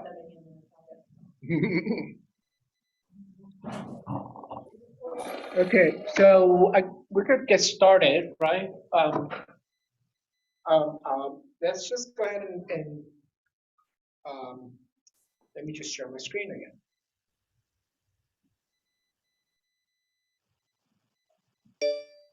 Okay, good. So now let's start talking a little bit more toward the east of the township. And I think this is the area that Troy, Kirsten, and myself, we did a little bit of recon during lunch. And we went down and what's the name of the restaurant here? Lynch's. Lynch's, thank you. We can Yes. meet on the train wreck deck. We talked to Matt. Told him it's coming. Yes.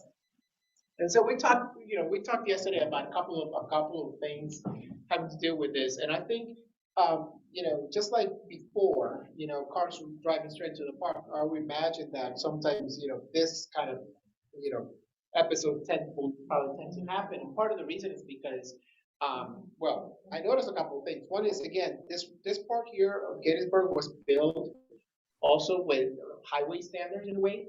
And if you're standing here, you can see that this piece is lower than this part here. I mean, there's a slight slope, and that is actually so that cars are able to make that turn really nicely. It's kind of like racetrack. So that's one. And so it actually, because of this piece here of the road is actually higher, and it's not by a lot. It's not like 2 or 3 feet, but it's just a slight rate, means that you can't really see that this road is there. And so it almost, you as a driver, if you don't know where it at, especially if it's at nighttime, you'll probably just keep on going, so you can see how that's dangerous.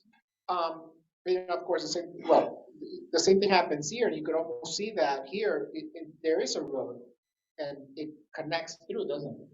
Or doesn't it? Where? Right here. Yeah, that road makes a 90 and comes out at the traffic signal next to the White Hill Cafe where professionals drink. That's their slogan. I read that. It was a Kramer Brothers glass building. They repair and replace windows and screens, burned down, and it's been bulldozed. So they're planning to come back. They're right at that north leg at the traffic signal. Okay. So that is Old State Road. So that, I guess, used to go up over the railroad and connect at where 17th Street is right now, and follow that course past the West Shore Plaza, Lemoyne, and down into the bottleneck, Orleansburg, and over to Harrisburg. Okay, I see. So that was one old road, and then Hummel Avenue came out of Lemoyne and dead ended behind the old municipal building. Okay. At some point, I don't know when they were connected in that configuration, but quite a long time ago. Right. So when I was there, I tried to pace it, I completely forgot what this distance that you have between there and there. But you can see that there's a lot of asphalt, and just like we said before, it's what is it that a driver is looking at, whenever they're driving. And the case of here, they don't see anything but just a continuation of the space. And until they get like right around here, then they see the tree, and then they see the building, and then they finally see, the big mills, the big towers that are all the way on the back there. But one idea is number one, is, just like we have been doing, you have the actual road, and then you have the shoulder that, for the most part, it doesn't function in case there's a breakdown. But that is the logic in the highway. Here, in our case, we're in the street, city street, right? So one idea is, how do you regulate and formalize the spaces? And one way is figure out what is the actual right of way here, and where is it that you have the 11 foot travel lanes there. Oh, just make it. Sorry, thank you. 110 feet from, like, basically along the edge right there, yeah. So that's 110 feet of pavement. Thank you, Troy. So 110 feet is slightly oversized, right? So one idea would be the following. Whenever you have roads like this, and you have this type of configuration of movement, it becomes very dangerous, because a driver that's sitting here and trying to go east cannot really turn their head all the way to the left, because you have the pillar between the two doors in the cars, right? So that kind of configuration is a problem. The best kind of road configuration is where you have a 90 degrees, so anything closer to 90 degrees are probably a lot safer than anything else. So one idea would be to try to bring this over into like a 90-degree turn, like kind of like that, okay? And then that means that this becomes a more formal entrance into, what's the name of this restaurant again? Finch's, thank you, Finch's. Flinch. Okay. Last name's Flinchball, so it's Flinchies. Oh, okay, yeah, you got it. So, and then you have this. Of course, then what happens with this, right? And I mean, this is the entrance to that business. So that's one thing that we need to think about. But perhaps, again, thinking of 90 degrees, maybe something like this could also function for there. But what this shows us is what happens with all that land in front of Finch's. You just took out his handicap parking. Well, yeah, we probably have to move it here. But what happens to all this land here? Now, again, this is the piece of land that everybody going through your corridor is going to see automatically. One idea is, this is actually one of those places that we could work with, and like we did before with the pizza place in Susquehanna Township, where this can become his outdoor space for his restaurant. It is one of those things that, when you have to design it correctly, so that obviously it feels very nice, safe, and comfortable, but you could leave, part of the roadway here so that you can still have the bike lane. And we have to talk about the bike lane, but you could almost see how you still kind of like push it here further and continue it. Definitely under the highway, there's a lot of space there for the bike lane. But you can see how you can start to create an area where you can allow for outdoor seating area. And here's the reality is that cars make a lot of noise, and part of the noise is obviously the engine, but for modern cars, new cars, it's actually the road, it's the tires hitting the road, that rotational of the tire. So anything that is about 3 feet lower than up to a height of 3 feet in terms of shrubs or in terms of any kind of a garden wall, that will stop a lot of the noises. Okay, what that means is that, and I'm going to draw a section here, but if you have a roadway here, right? So this is your road, and then you have, the little flex poles, and then here you have your bike lanes here, and then here you have like a small little buffer area. It could be like some sort of green, and then you have a garden wall. Okay, this garden wall will protect a lot of the noises that are happening because of the cars on the road. Okay, so because this is the angle that the cars make the noise. So, which means that if you have a wall there, but then if you raise this off by a couple of, maybe even a foot, this whole terraces of flinchies that we're talking about, the new terrace, if you raise it up by a foot and you raise this up by another feet, so meaning that, the proper railing is 36 inches, right? So if this here is 36 inches, on this side here is 48, a whole entire 4 feet. That means that you could probably be sitting here and you will see the cars passing by, but the noise is not going to bother you that much, And at that point, then it's all about the details, as in like, okay, so do we put, and everybody can see my drawing here on the side, right? Do we put a table here with a couple of chairs here, and a person like sits here? Do we put an umbrella, or do we actually then add to this little garden wall? Do we add a pole and then we connect more cafe light style, for example, for outdoor seating? And all of those kind of things are things that you can do as soon as you're able to block up the barrier of the sound of the cars going in front of you with a garden wall, for example. And where do you put the snow? When that plow truck goes through there and blows that snow over into the seating area.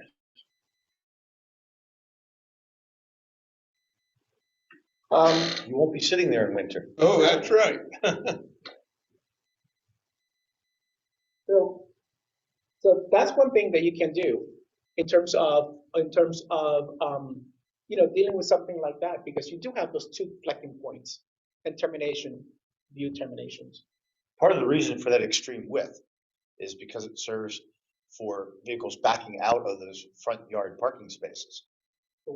He's got front yard parking spaces. Yeah. Now, if you were to sell the owner on this concept, they do own a substantial amount of land across the street, partially under the viaduct. Okay, they'd have to be probably sold on a very safe, noticeable crosswalk to have, they basically have event parking there. Occasionally they'll have an event, and then they could have, a crossing guard or something.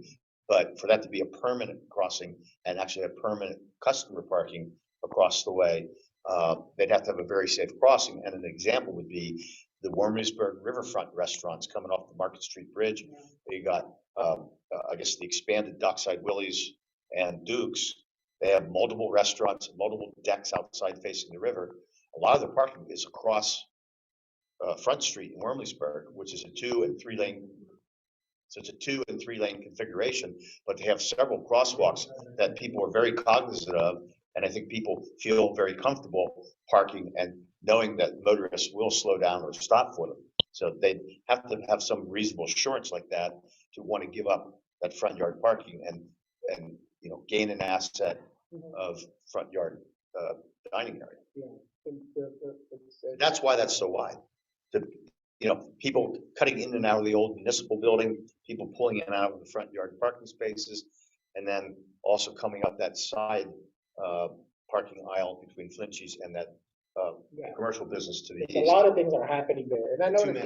I did notice that the cars on the park here, which when they back up, then they could even back up onto the street in a way.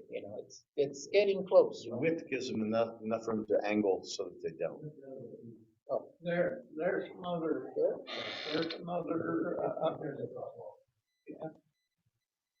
There's another example where the township would have to probably have to take over the state road, because I doubt the state would build that wall there. Well, if it's on their own property. If it's on their own property. What is the right of way through there right now? Don't know.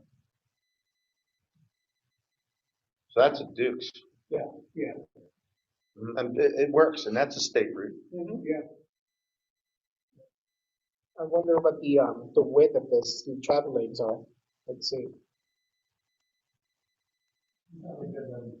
I think they're either 11 or 12 feet. Yeah, there's even parallel parking there. Yeah. So they could come in. Yeah, because that place, that combination of restaurants can get outrageously busy in the spring, summer, and fall when the weather's nice. Oh, it's a gold mine. I mean, they're crowded. It's hard to get on. It's hard to get a seat. I may just go there tonight for dinner. And in the It's not fall- far from the Radisson. In the fall, when it gets cool, they put heaters out on that. So I think, so in that case, and what's interesting about that is that then it brings me up to the other point, which was increasing parking. And, having on-street parking does make it safer for everybody, right? And maybe having a crosswalk at a place that is visible by all cars, like in this case here, this crosswalk, which could actually terminate into his space, into his new terrace space, could be a really good place for them to walk across and have even some, you could even do diagonal parking here. I mean, you have a lot of real estate here. And the diagonal parking, the way it functions is that this part here has to be about 18 feet. And then there has to be a space here for it to back out, an extra 11 foot here. For it to, an extra 10 feet for the cars to back here and then get out onto the driveway. So they could back up without necessarily blocking the road going through. But If you make the driveways, one way in, one way out. oh, here? That? Yeah. We got a couple comments here too, Peter, though, from Julie and Crystal. Okay. So, Julie, you want to just unmute yourself, please? How do you get to the parking lot of Flinchies if you block off the front? And then Julie said, couldn't Flinchies move their parking from the front to the back where their current outdoor seating is? And Crystal replied, when they redid the front of Duke's, they did away, I think she meant to say, they did away with the street parking directly in front of their building for safety. Flinchies does have some parking out back, but they use the front spaces are typically always full. So I think there's, I don't know if Julie or Crystal, if you want to chime in, take yourself off mute and clarify some of your comments there or ask further questions. Well, I think that the way I interpreted what Peter was saying was that like they essentially take the front parking that they have and make that terrace seating, and then it looks like in the back they have outdoor seating. I've never been to Flinchies, so I'm not sure, but then just kind of swap the two. So Julie, I live actually right behind the Flinchies. And the way that their building is set up, you come in and their deck seating is on the right-hand side. So like, as you can see in the picture there, that whole, where that red tent is, that is their deck and their outdoor bar. And then they have that outdoor seating. So I'm not sure that they could move their seating out back. I guess I'm wondering. No, I mean the parking, like it looks like it. I mean, I guess if you move the front of the building and you move out, are you asking then Flinchies, or are you telling them to put the front deck on? Like, who's responsible for paying that if you're changing their frontage of their property? And then asking them to redo their business to go for the flow of the traffic. I'm trying to understand as a resident of the township. I'm just trying to, and that I live close, I'm just trying to understand how this would all work. I get what you're saying. My point, I think it would be, I mean, I'm also just a resident too. So I think it would be the township working with Flinchies to get the best out of the proposed road that is best for the township, because the Flinchies parking lot as it is kind of sucks, to put it very bluntly. So yeah, and so yeah, indeed, that's, I mean, definitely any of the ideas that we're drawing here, these are all complete, very, very, very high level conceptual ideas. And the idea here is to try, we're going back to what we originally started this workshop yesterday, which the conversation is, how can we increase the walkability? How can we increase bike share movement? How can we increase, quality of life of the folks and residents around here? And so within that purview, that we're looking at all the different areas, like as an example, in this case, that this is an area that it's not very walkable at all, to say the least.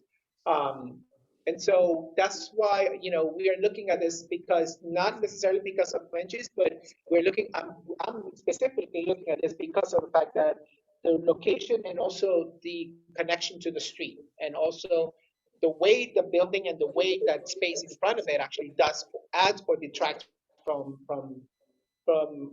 pedestrians. So again, these are just ideas. Did I answer your question, Crystal? It did. I mean, I'm just gonna put my 2 cents in. Because I actually live in the development right behind Flinchies.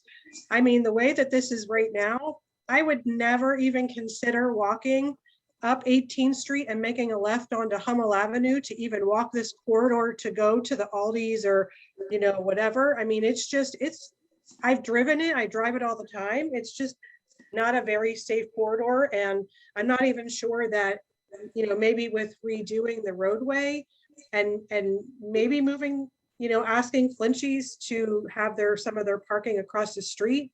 But even if you reconfigure the street, you're still asking people to walk across a curve. If you zoom out of this picture, you're going into like an S curve. So you would then be asking pedestrians to walk across an area that would be not necessarily the best place for a pedestrian to be walking during an S curve. Yeah, and it's hard to really even think of doing anything remotely to walking at the moment because of the conditions that we have now. But that's why, that's the idea behind this workshop, is what are the things that we could do so that if in case in the future we may want to do any of these improvements, what are the things that we can do, and how is it the conversation goes with business owners or anybody else. And also, if I can just chime in too, living where I do, I mean, I know what the traffic is like, 4:30, 5 o'clock at that intersection, that whole intersection right there at 18th Street, that you turn right to Hummel and then you can make the left onto the 17th Street Bridge to go into Lemoyne. I mean, that whole area gets really congested. So I'm not sure. I mean, if you can put pedestrian walkways, but even to walk anywhere in that area by that red light, I mean, I go the opposite direction if I'm taking a walk, because it's just, if there's a way to kind of I don't know, change that traffic pattern, that might be helpful as well to help alleviate some of the accidents that I think was talked about during the previous meeting. Yeah, no, I totally agree. I mean, it's kind of hard to even think about walking in a lot of places. One of the things we want to talk about too, what are the improvements for pedestrian walking that would make it feel more safe? Because Kristen will tell you that. Pose the question, your concern. This is exactly what we want to try to get some ideas about. So you may have to repeat that again, Troy. Crystal, to that point, I guess that's one of the objectives here, is to identify, you as a user of that corridor for walking and where you don't feel safe. Maybe give us some ideas of what would, because obviously sidewalk improvements, et cetera, would be in the realm, but what other ideas would you recommend or suggest that we can kind of conceptualize here today? I mean, that's a really good question. I mean, I think if you could add, I'm not sure that area, like where we're looking, like, I mean, for myself, that's not necessarily an area that I would say I would walk, just because I prefer to walk in the neighborhood. But if I would walk, I mean, I would think I'd want to walk closer to, the buildings and the businesses, like perhaps put sidewalks in front of Flinchies and then those areas. And maybe if you put the walkway across Hummel Avenue into the other parking lot, make sure, and I'm thinking, just because I know there was incidents with accidents by the high school, making sure that it's lit up, making sure that the pedestrians can be seen in that area, because again, like that curve you'd be at, pedestrians would be walking on that curve. So I'm thinking just, if you can add sidewalks and make it safe, and then making sure that even in the evenings it's lit. I know I think it was even just last year, and I'm not sure if anybody on the call recalls this, but there was someone driving at a high speed and ran in straight into that telephone pole that we see in front of us. So, I mean, that's things to consider too. Yeah, I believe they ran into that. What is the problem? Like, we keep talking about the whole town corridor. It's designed as a highway. And so speed is obviously an issue all throughout. This is Ann. And I would have a concern with an outdoor patio being on that S curve from a safety perspective, because of potential accidents, and they're very vulnerable, being that they're outside with very little protection. I think these are some really good points, and I want to also have a step back to the other side of that curve, because we had also been thinking about the approach on the other side. And I think I'd like to just have us move a little further down the street and then keep rethinking, how this could work, but try to think about the whole area and share a couple of other ideas.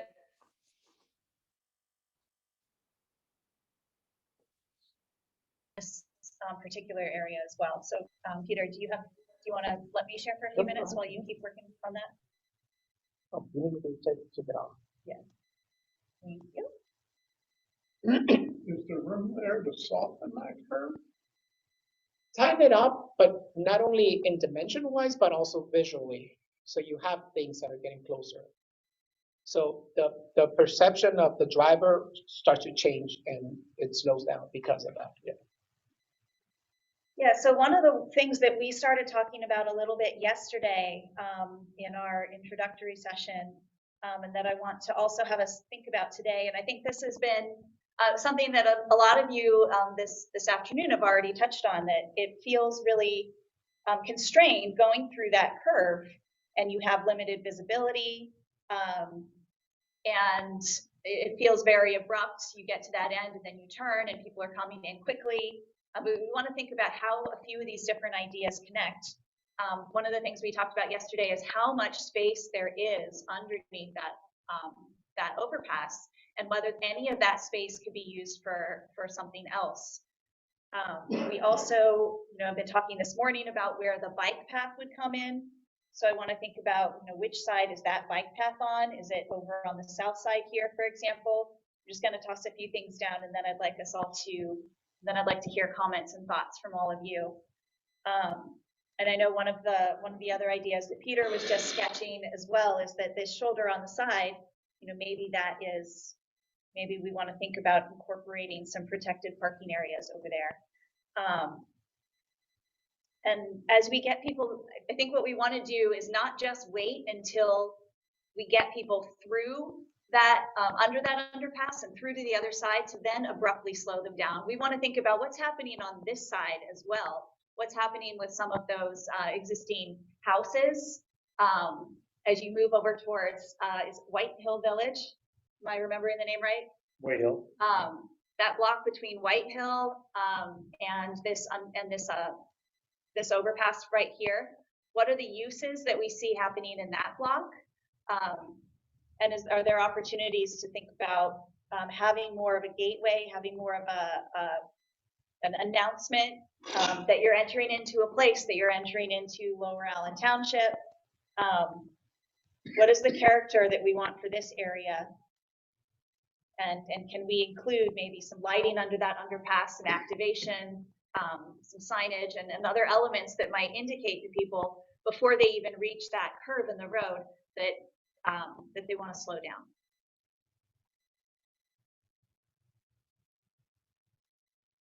I'm going to go ahead and just switch the view really quickly. This was a screenshot from our virtual tour yesterday, but it gets us a little better visibility into that underpass so we can see the amount of available space.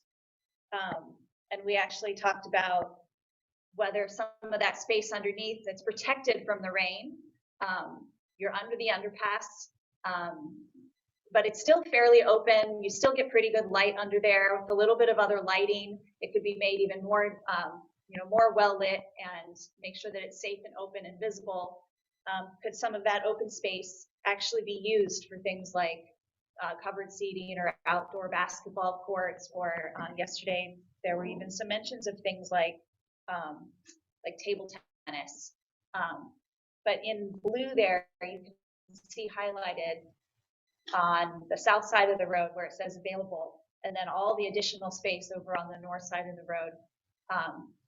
There's quite a lot of pavement that's available for things like wider sidewalks, like outdoor seating, or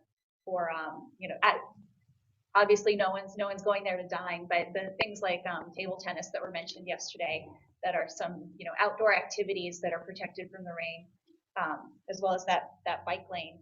There are a lot of things that we can put into that space that, again, leading back to what Peter was talking about with incorporating outdoor seating at Flinchies.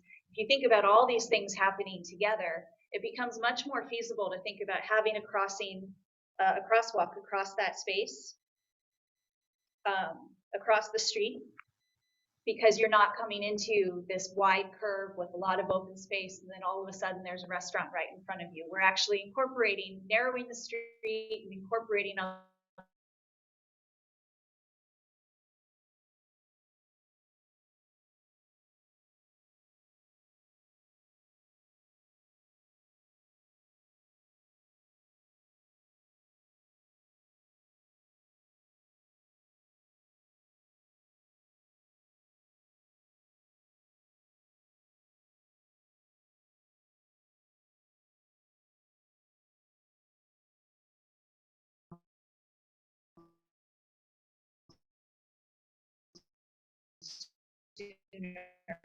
and make this a whole multi zone here further east, and then moving over towards Flinchies, then you can start to see how it would feel a lot more safe, and it would make a lot more sense to have a crosswalk at that location too, a mid-block crossing.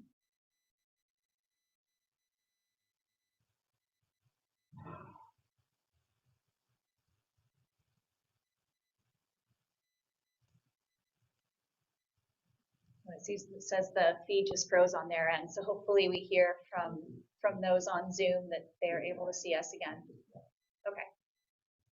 Yeah, Crystal, it should be back. It did a little blip on this end here. Yeah, I'm good now. Thank you.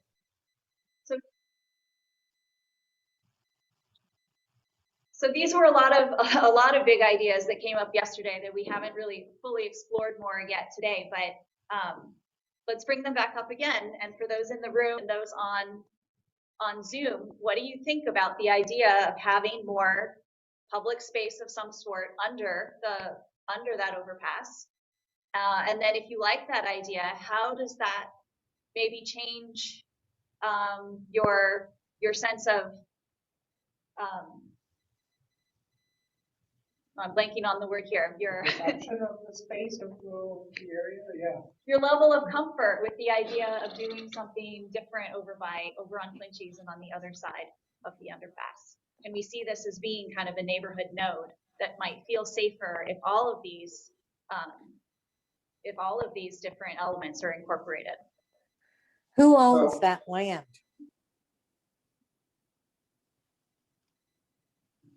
Flinchies. Well, there's multiple different elements. The opposite side of the road from the restaurant, under the underpass. There are multiple property owners involved, and then PennDOT would have aerial easements where the viaduct crosses. Thank you. I think that's a really cool idea to make use of that space. Just trying to imagine lots of people using it and having fun and that kind of thing is just a great improvement over what's there now. It's essentially dead space. When Lower Allen Township owned that property on the north side where Flinchies rents parking, we used that protective cover many years ago. That's where our salt and cinders for winter maintenance were kept before we built a public works area. So I think that, yeah, I think that actually is good that we took a few minutes from looking at benches because here it's actually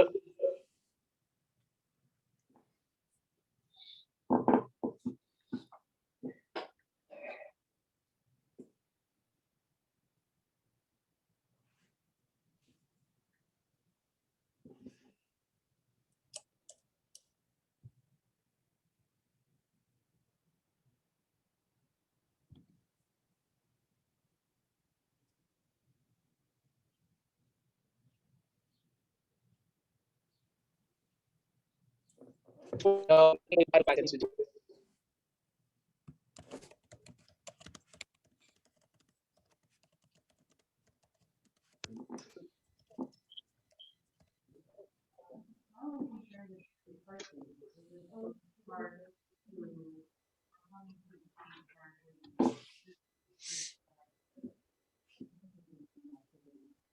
parking is a really good question. It's very hard to see all of the space here. And we can't really see it on the plan either under the underpass. We would obviously look at this at a much greater, much bigger scale and figure out the details. But the important thing to do is there's a lot of space.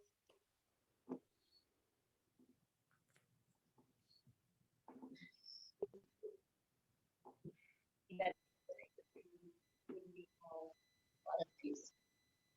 any recreational activities involving ball has to be kept back. You don't want them out closer to the road where the ball rolls down on the highway and somebody chases it, gets hit by a car. Yeah. No, what you do at that point actually, and I started sketching that same idea, but what you do actually, you start putting fences so that any balls, you know, they don't go into the street. Okay. Okay, cool. Yeah, I'm just gonna go ahead and show you because, so, and there is actually a place in, sorry, I can't do two things at the same time apparently. Not after 2 o'clock not after 1 o'clock without a extra shot of coffee, but, okay. I think you guys can probably see my screen there, but, you know, so this is what we have now, you know, which is all the columns and all the stuff, and they're like, you know, people walking there, trying to walk there, you know, but the idea would be to recreate that into, and again, going back to your question about parking, let me just get a different color here. You know, this could be on-street parallel parking, and the reason why I keep talking about on-street parallel parking is because this is a 2,000-pound piece of metal that's protecting the pedestrians that are walking on the sidewalk here. You know, so that's the reason why you want to do that. So that's one. So again, the first 9 feet is actually parallel parking, and then you may have a sidewalk here, or if we're looking at the bike lane on one side, then it could be a bike lane, and then you could have, you know, other type of I put a green obviously, but you can't put any green.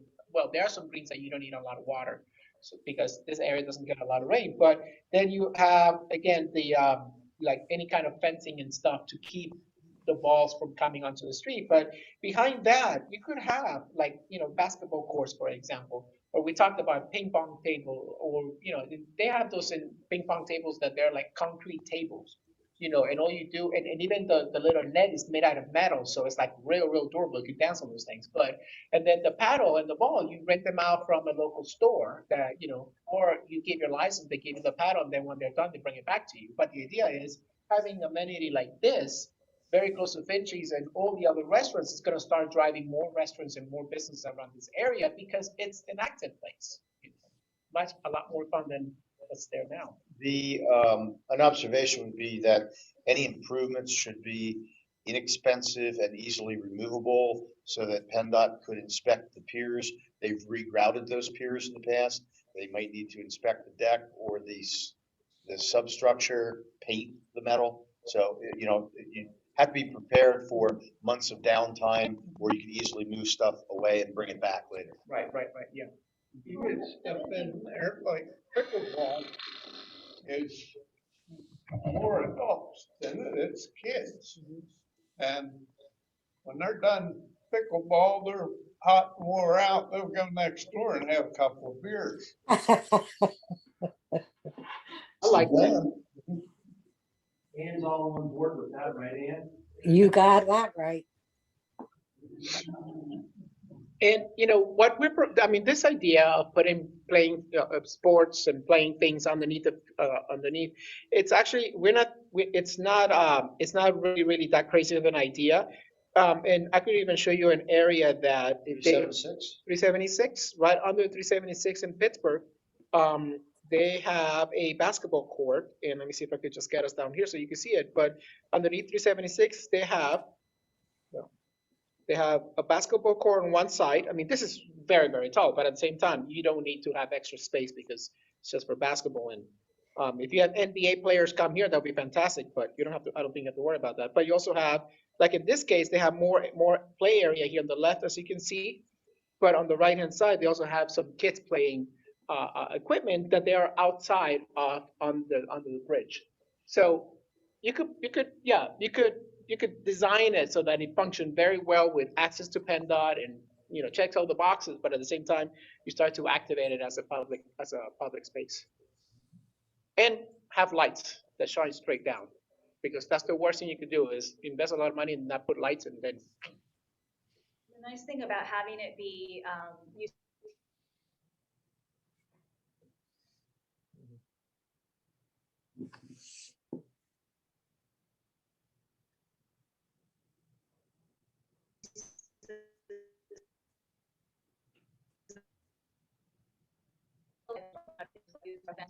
when there's something happening, which could also be a nice could work well in with some collaboration from the local businesses, and set up recurring quarterly events or outdoor events that you can use that space for other purposes.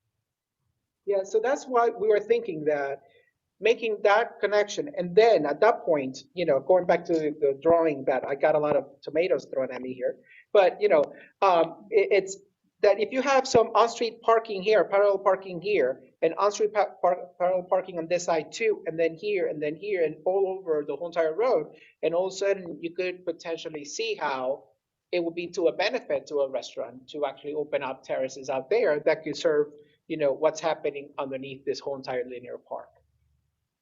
So it's a small piece in a bigger puzzle that has to come in. Please. The entrance to the road that goes in the front.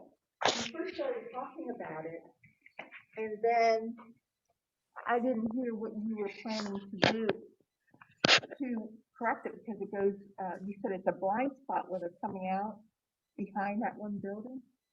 This part here? Oh, sorry, there you go. Let me see here. Yes. Yes. Where it's coming on the other side.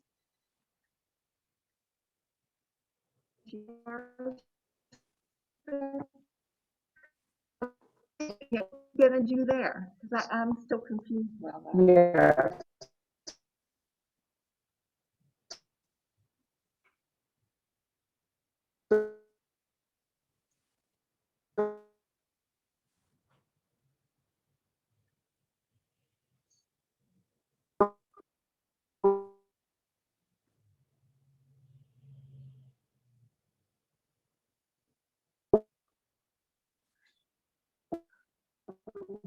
This is, again, very confined at 120 degrees to your left, which at that point there's a pillar in the car. That's a blind spot for a car. So meaning that this configuration of an intersection, which is a T-shaped intersection, is a lot safer than the existing one, which is this. Sorry, there it goes. The oblique angle. Yeah, and when we were walking it and doing that, we walked through there, walking the corridor, and we almost got hit because somebody was turning in because of that very thing. Yeah. So. Wide open, where cars didn't have anywhere to turn in and go, and they're really not paying attention to any pedestrians at all in that area. Because it's hard. It's hard. I mean, nobody's neck can go that far. Definitely not mine. So there are a couple of things that happen at that point. One is if we did this 90 degree and we make this one also a 90 degree, what happens to that space? And so that's why one of the options, one of the ideas that we were coming up with is hey, let's talk to Finchy and see if they want to put an outdoor terrace. Or B, it could be, part of this whole entire linear park that it's under the roadway, C, it could just be more landscaping, but somebody does have to pay for that landscaping. So that's why if it's a space that is outside and is close to a business, and if you could then, if the business sees the benefit of expanding out there, then hey, everybody wins. My question is that design. I'm just bringing thoughts of them thinking. Please do, that's what we're here. If you give me something like that concept, you have it going into the parking lot of Centuries, and you also have it going to the back road, which takes you where? Leggett Plumbing and Heating in the back of the old municipal building.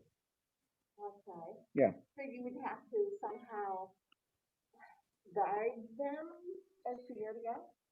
No, then at that point becomes just a simple road that people just drive in here and they're like, oh, okay, that's where everything is at. So in other words, what happens here, we're not changing because we know that that has its own character and, rough and all that, which is great. What we're looking at is how to make this intersection, this connection to Gettysburg, safer, easier, but also pedestrian and bicyclists and its own thing, which is great, Does it make sense? I used to think, I've gone to.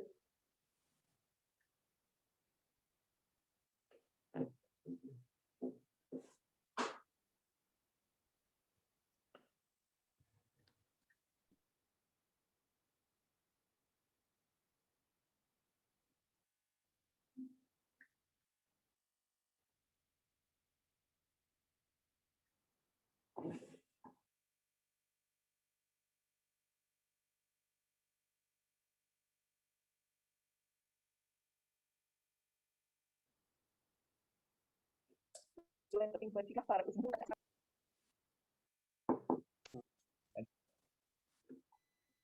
There is an alley, Gorgas Alley on the west end of the old municipal building, so it's a one-way flow in and behind the building that you can get to Leggett's or the parking behind the municipal building.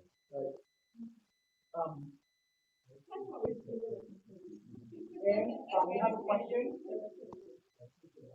Oh, quick, sorry.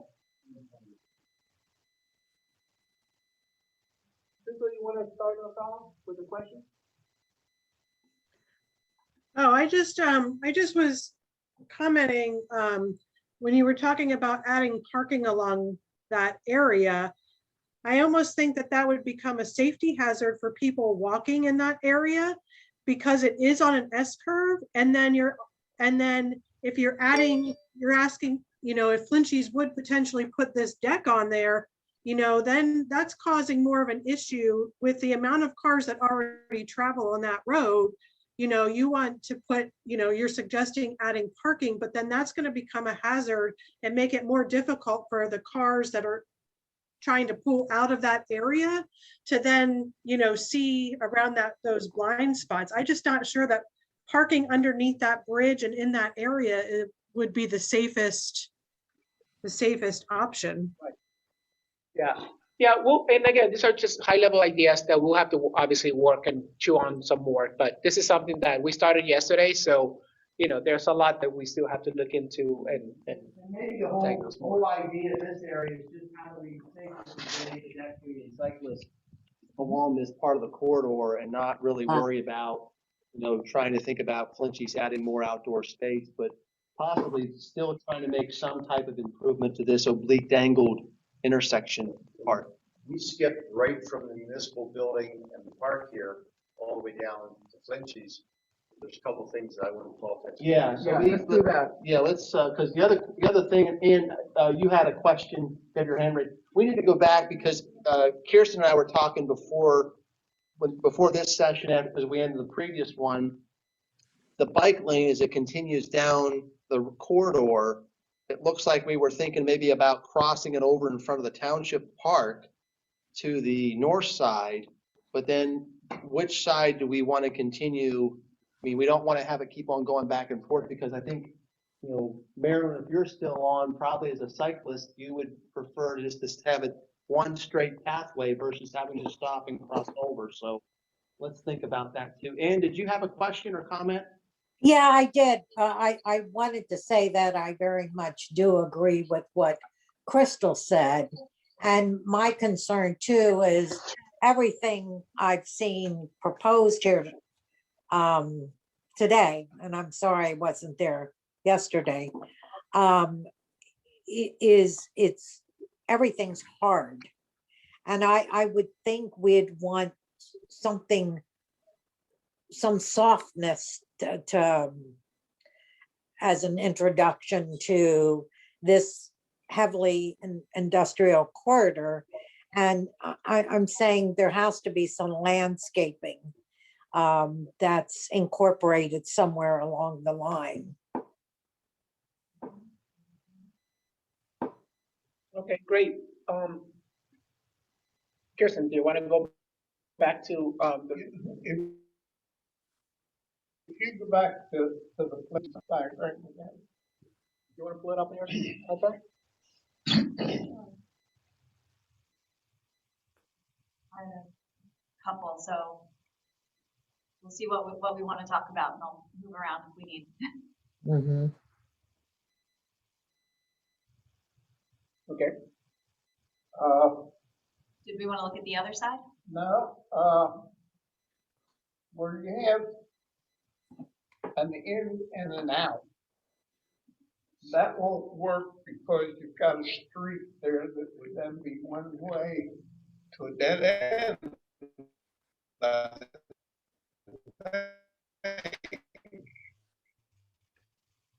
Back alley is one way in between the old VFW and the municipal.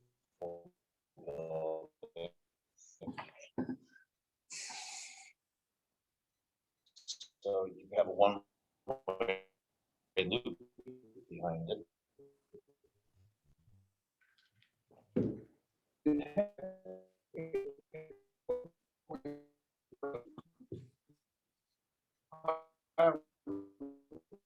One, and make that second driveway out completely and make the people that use Flinchie's parking lot come back around, which is done in quite a few restaurants. And that would eliminate another intersection. Are we talking about this one here, removing that? Yeah, yes. Now, Flinchie's would have to probably, maybe restrike their parking lots. Okay.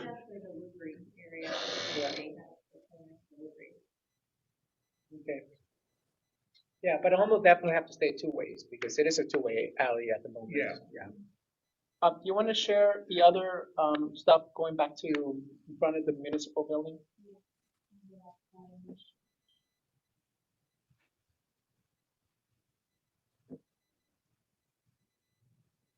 Michelle has a question. Michelle, would you like to unmute yourself, please?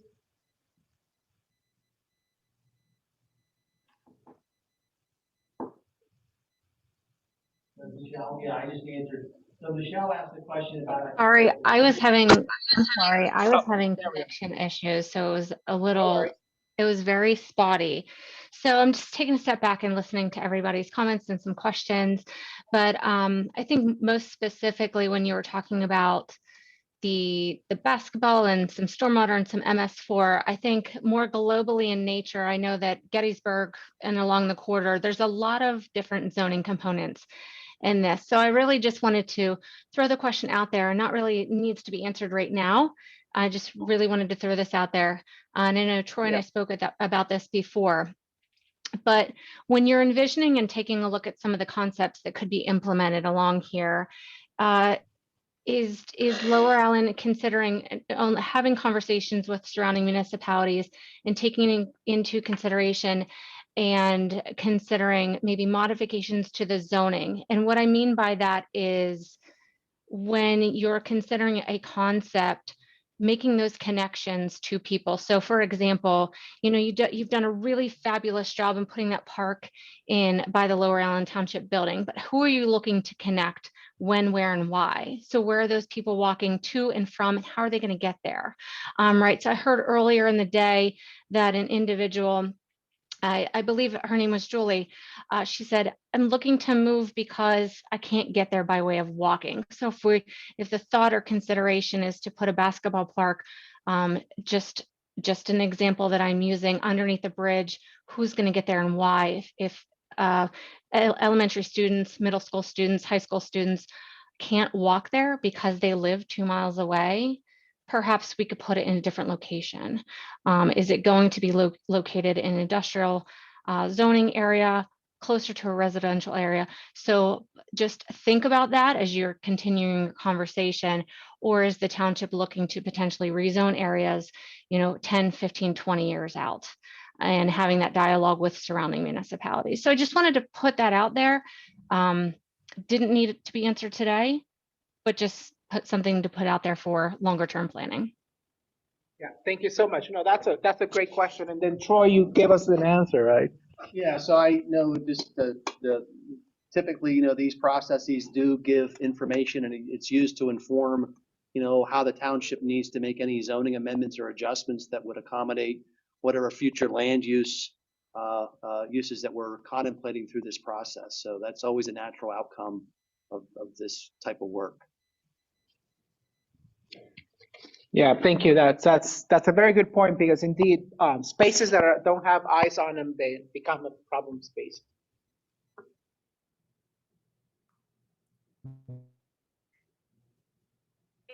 Yeah, I'm sharing the screen. Looks like I need to go and reshare it.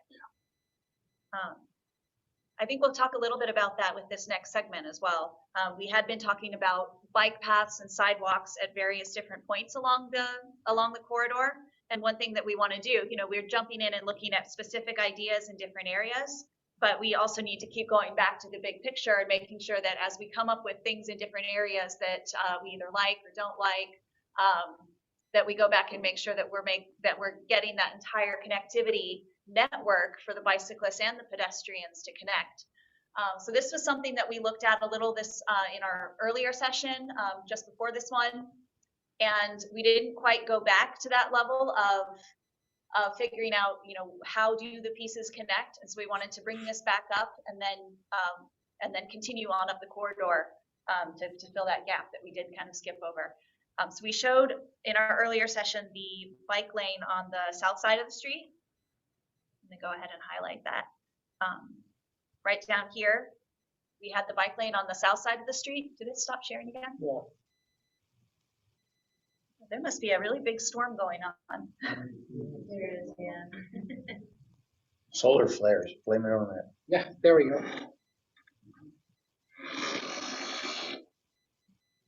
Get that screen back up again.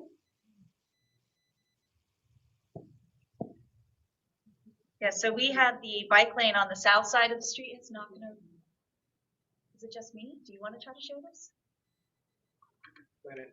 You want to send it to me? I'm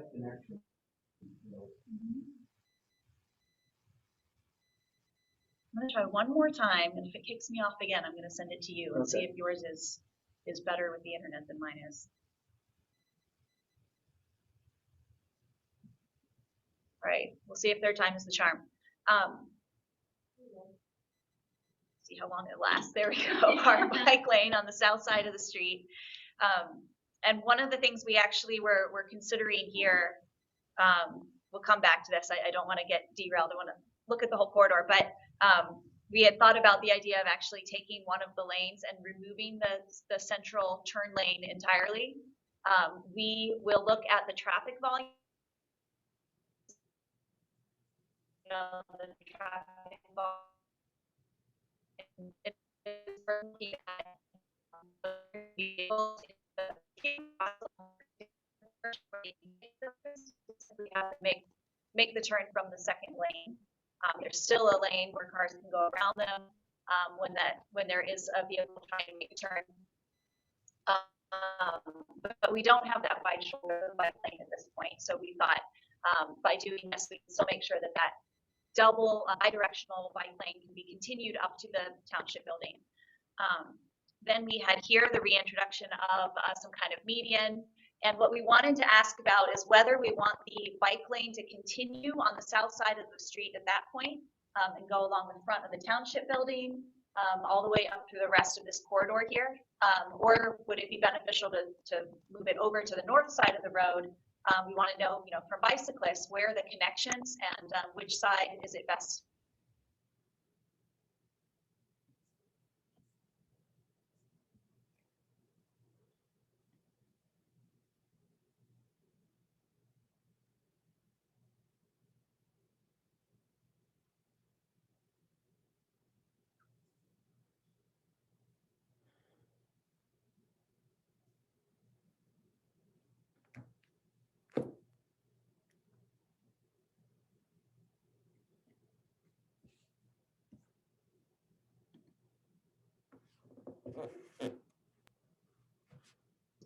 And are there other constraints that we? On the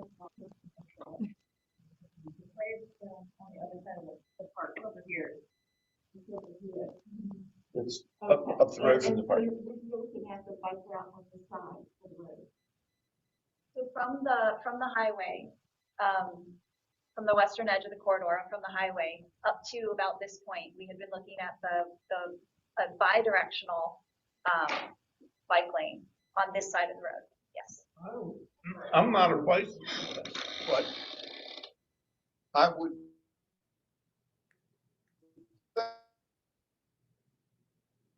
think that the bicycle lane crossing south side of the highway gives those bicyclists more access to Capital City Mall, the fast food restaurants that are back there. Just there's more for them on the south side than there is on the north side. And again, this is coming from a layman, so. The north side is more industrial. Yes. Plus you have the long expanses of properties. I can give you at least a point of view from the bicyclist. You're going to have some people who will be traveling that corridor to get to businesses, and you're going to have other people who are just going through there on their way to somewhere else. So crossing the street certainly slows everything down, and so those crossings should be kept to a minimum. One side over the other, it's kind of wherever it can stay more continuous, I think is better, as long as there are areas where people can cross to get to necessary businesses.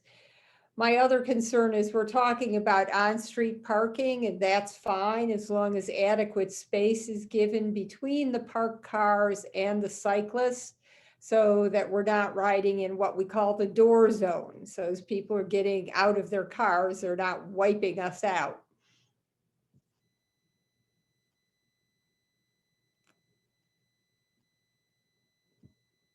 So I think one of the things that came up in the previous session that made us start looking at switching it, at crossing the street at this location, was that there's a desire to continue a bike path up through this, I don't know if it's properly called a park, but a green space that leads north to the railroad and up to up to Camp Hill. But that doesn't mean that the continuous bike path on Gettysburg Road needs to be on that side of the road. We could look back at having it be on the continue on the south side of the road. Our hope also one day would be to revisit the Norfolk Southern connector along the creek under the rail line there to get to the other side of Spring Lake Colony. So that would be a logical place to have. That's a cross between an east-west and a north-south route. So that would be logical to have that there. The only thing I would say is I would probably move it closer to like the way we were showing it earlier, like here, just so that it's and Kirsten's going to show it right now, but so that it actually, that crosswalk, actually that pedestrian connection is happening where we have the little green space that we talked about earlier. That could be a new little neighborhood node And also between two major, it's halfway then between two major truck turning points on the opposite side. Yeah. And it's also at the point of the curvature so that it has the best view from both sides. So. While we're at that, I see it not daily, but very frequently. I see families walking that rail corridor to cut through our park. They cross the tracks and cut through the park because their other alternative is to go down to Carlisle Road where you don't have any shoulder and walk through a narrow underpass, but people do it all the time. I have leaving work at night, going out to Carlisle Road to the right only to head through the underpass. I have almost hit pedestrians at night that aren't carrying a flashlight. They're walking in dark clothes. There's no room. Okay, so that's a vital link that we need to pursue. And then I also wanted to mention something Ann was getting at, the streetscape. I know it's one of Aaron's pet peeves also is, okay, you have some shrubbery and grass strip buffering the township parking lot. You go across the street, you've got Spare Drive is a very wide opening. You got the shopping center. There's not a speck of green. You know, the right of way goes up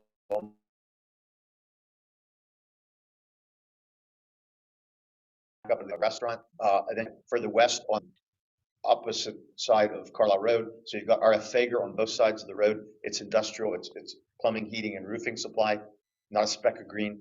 And then you get up to the LB Smith properties, and they have their old parking lot next to the brew house on the north side of the road, the south side of the road. They have their old manufacturing plant. So you have buildings, chain link fence, and paving, and there's no streetscape in there. If you look at what Smith Land and Improvement used to have their office at the end of the curve there on the north side of the road, and their manufacturing plant is that long sprawling building along the railroad line. It's drab industrial, you know, it is what it is. And you have the ADM animal feed mill, which is very drab. But if you look at what LB Smith Land and Improvement did in Camp Hill Borough on Market Street, or between 18th and 19th Street, they tore down all the old buildings and built a multi-story closer to the street type of building, and it's right across the street from their corporate office. So that would be, you know, an example of, because they own that parking lot and vacant land on the north side of the road.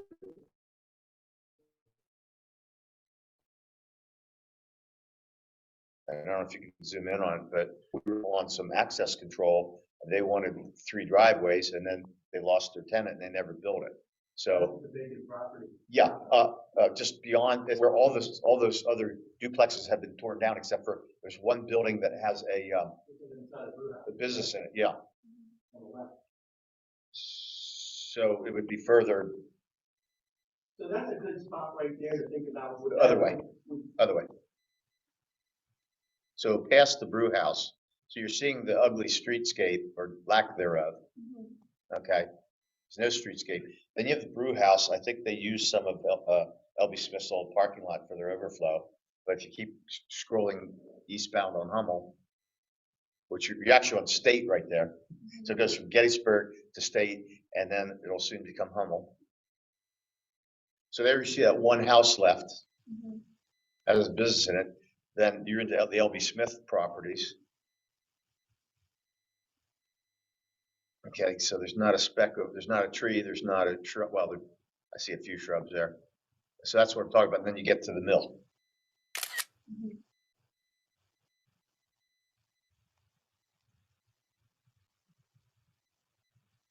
And there's an interesting thing. That's an interconnect between the old Reading and the old Cumberland Valley Railroads. So occasionally you do have some freight moving across there to stop traffic, but it's fairly infrequent. It's not really a problem, I don't think, unless you're in a hurry to get to an appointment in Lemoyne. So I think that's a really good thing for us to discuss next, to take one of these areas to start with and look at this pedestrian level of detail. What is the streetscape desired to be? Is this a good place to look, or should we maybe go back to where it was 4 lanes?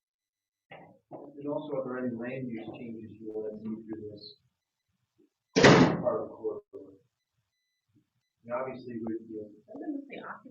Yeah, that LB Smith former manufacturing plant is massive. I mean, I think the building's about it seems like a quarter mile long, because steel plate went in one end and parts, and it got fabricated and painted, and then they made portable rock crushing equipment, and portable batch plant equipment, road construction equipment there for many years. Yeah. Do we know what, Rick Jordan's planning on this property? I don't know if we've got any information right here. Well, I mean, actually, as a representative of the Yellow Breeches Watershed Association, I contacted, well, actually Becky, our stormwater coordinator, contacted Rick III, RE III, Jordan, I guess he's Rick also, about possibly doing a streetscape improvement program at their vacant property just beyond the brew house. And he said he was very interested, but it's too premature because they don't have a user and a plan currently for that property. So What we would the township want to see there in terms of a use? Or the community would want to see there as a use? More industrial type uses? that lot's not real deep and functional for industrial.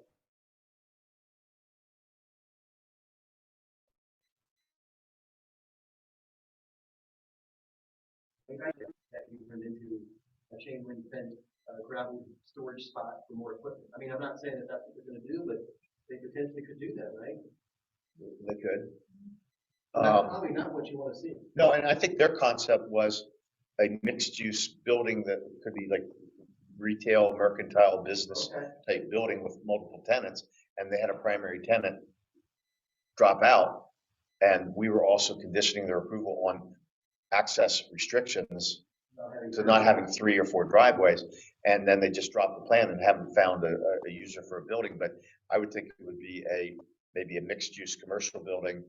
And again, the building could be close to the street with streetscape and have the parking back toward the railroad. Yeah, because you could do, on either end of the lot, you could have access on either Correct. way, but access in the parking lot on the back end. Correct. Right?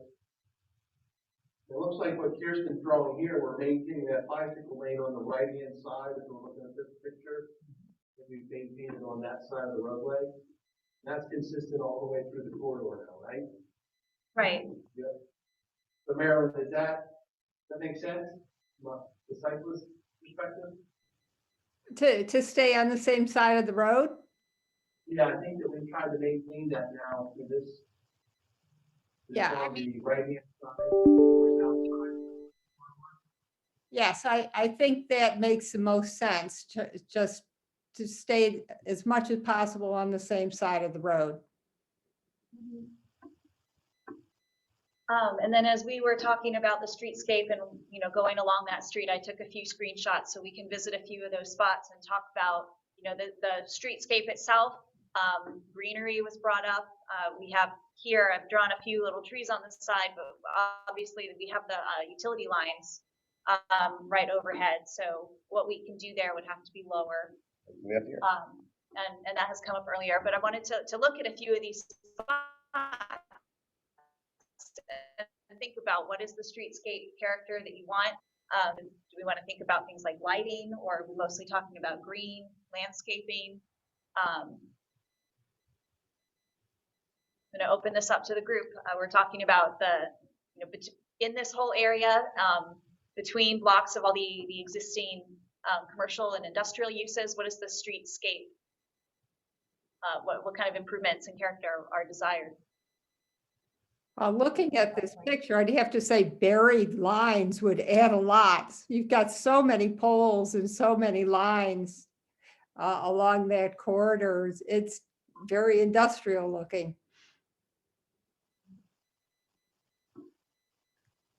Well, we can't bury it in a lot, but I guess we could find something that have some height restriction to its growth. We talked about that, was that yesterday? Yeah. The appropriate species like we've used here as an example, where they're tall shrubs or small trees that add some color during the year and buffer the stark look of the chain link fence and the blacktop. Maryland's not the only one who has suggested that putting those lines underground would really change the character of the corridor.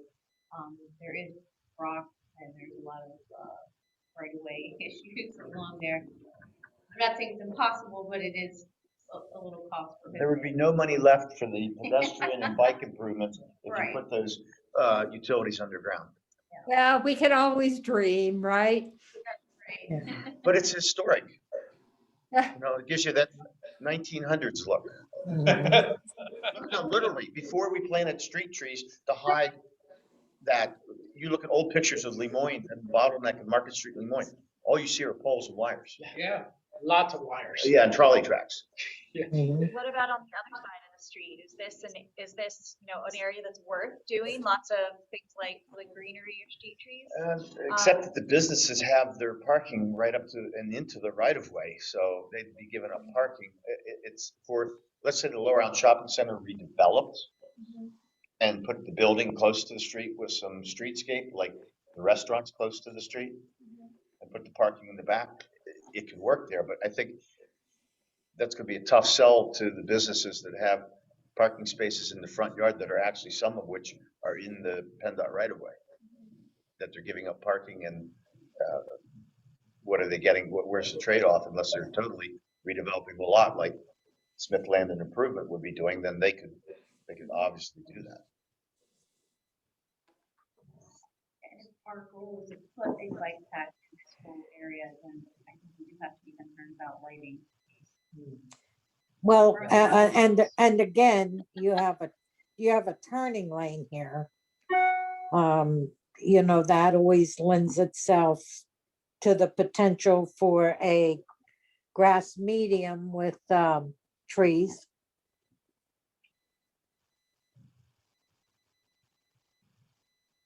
Yeah, except that the turn lane, this width doesn't continue all the way through, does it? They need that turning lane too for Carlisle Road. Yeah, that's a must. There is an opportunity potentially. It's a little hard to see at the 3D at this street view level, so we'd have to look at the detailed map at each of the individual parcels. But we certainly noticed this earlier. There are many curb cuts. There are many access points where the access into individual properties is wider than it needs to be. So we can try to look at narrowing down and directing those access lanes to be, you know, a specific width, 22 feet, 24 feet to allow, you know, entrance and egress, and then narrowing some of those spaces like I've shown here to provide a little bit of additional pedestrian infrastructure to help that the sidewalk be continuous in those areas, and then, you know, that might also be a location where you could incorporate some planters. That particular place might have been a bad choice because tractor trailers need to get bulk product to Fager's warehouse, pipe and conduit and things like that. But that's a good example, just a bad place to have said A concept that may not work at this specific Great idea, wrong spot, place. but perhaps we can look at where that would work. Like there and plant flowering cherries. You don't want them in the middle of the street though. Low growth habits. If I could, this is Crystal, if I can just chime in for a minute. While I think it's great to, like, you know, add, you know, nature and, you know, the trees and whatnot. I myself as a driver, sometimes I find it irritating when there's bushes and shrubs right at the entrance where I'm trying to come in and out of, because when they get so large and they're not taken care of or whatever, they almost obstruct your view. So as a driver, while I think, you know, while it aesthetically looks pleasing, you got to think about the driver going in and out of that area and what you would be putting in that area. Again, I'm just thinking of, you know, some areas that I go into in Lemoyne, you know, when you're going up 12th Street, when you're turning into the plaza there by the Carnes, you know, that shrubbery and hedging is just sometimes overwhelming. And then you can't see well enough to make the turns that you need when you're coming in and out of there. Just my 2 cents. You know, it looks nice, but you got to also think about, you know, people turning in and out of there and coming in and out too. We can require sight distance triangles at driveway intersections with streets, so you could have a standard that had to be followed where if you're outside of that sight distance triangle, you do the appropriate planting, and if you're in it, it's gotta be very low planting. We're coming up here soon on 450, we gotta really jump down to the White Hill area.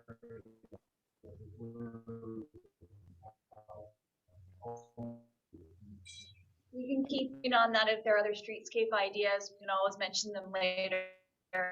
We are going to, want some of those same ideas to be reflected throughout. So, do you have something started for that area? We wanted to also go down to the end of the corridor and look. Yeah, but one of the participants mentioned the most bizarre thing. I've never understood why, when you come up 18th Street from Carlisle Road and you come to Hummel Avenue, why the bridge isn't at 18th Street, why you have to make that wigwag over to 17th. I guess because that's where the bridge always was, is the answer. Yeah. But that is such a traffic engineering nightmare.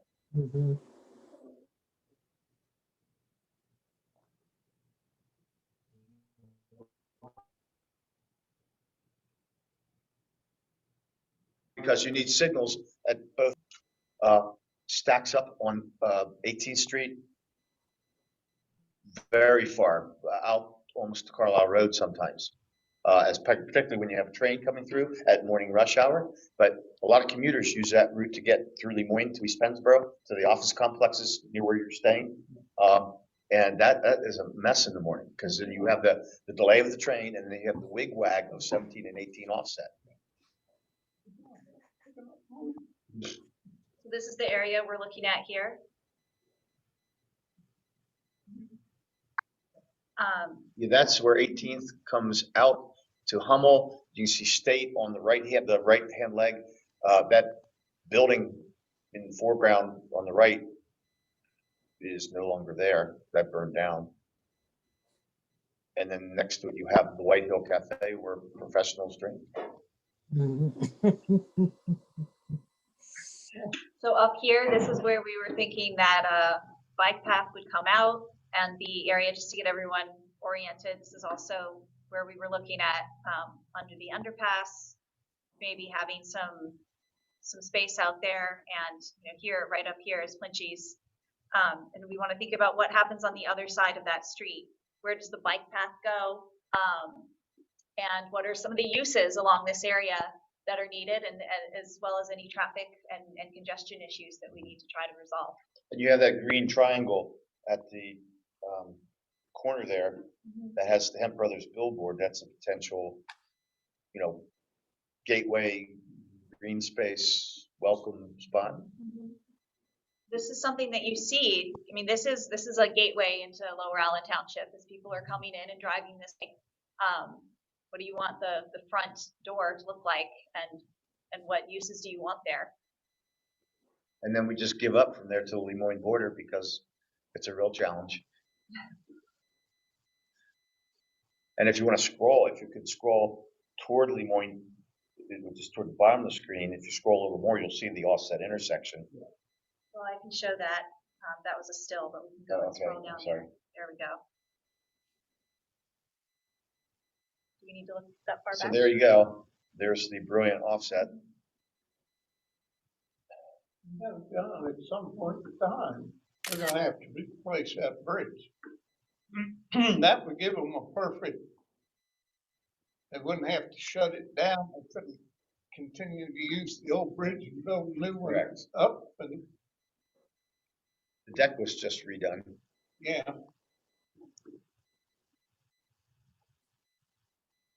They didn't do anything to the deck except grind it mechanically.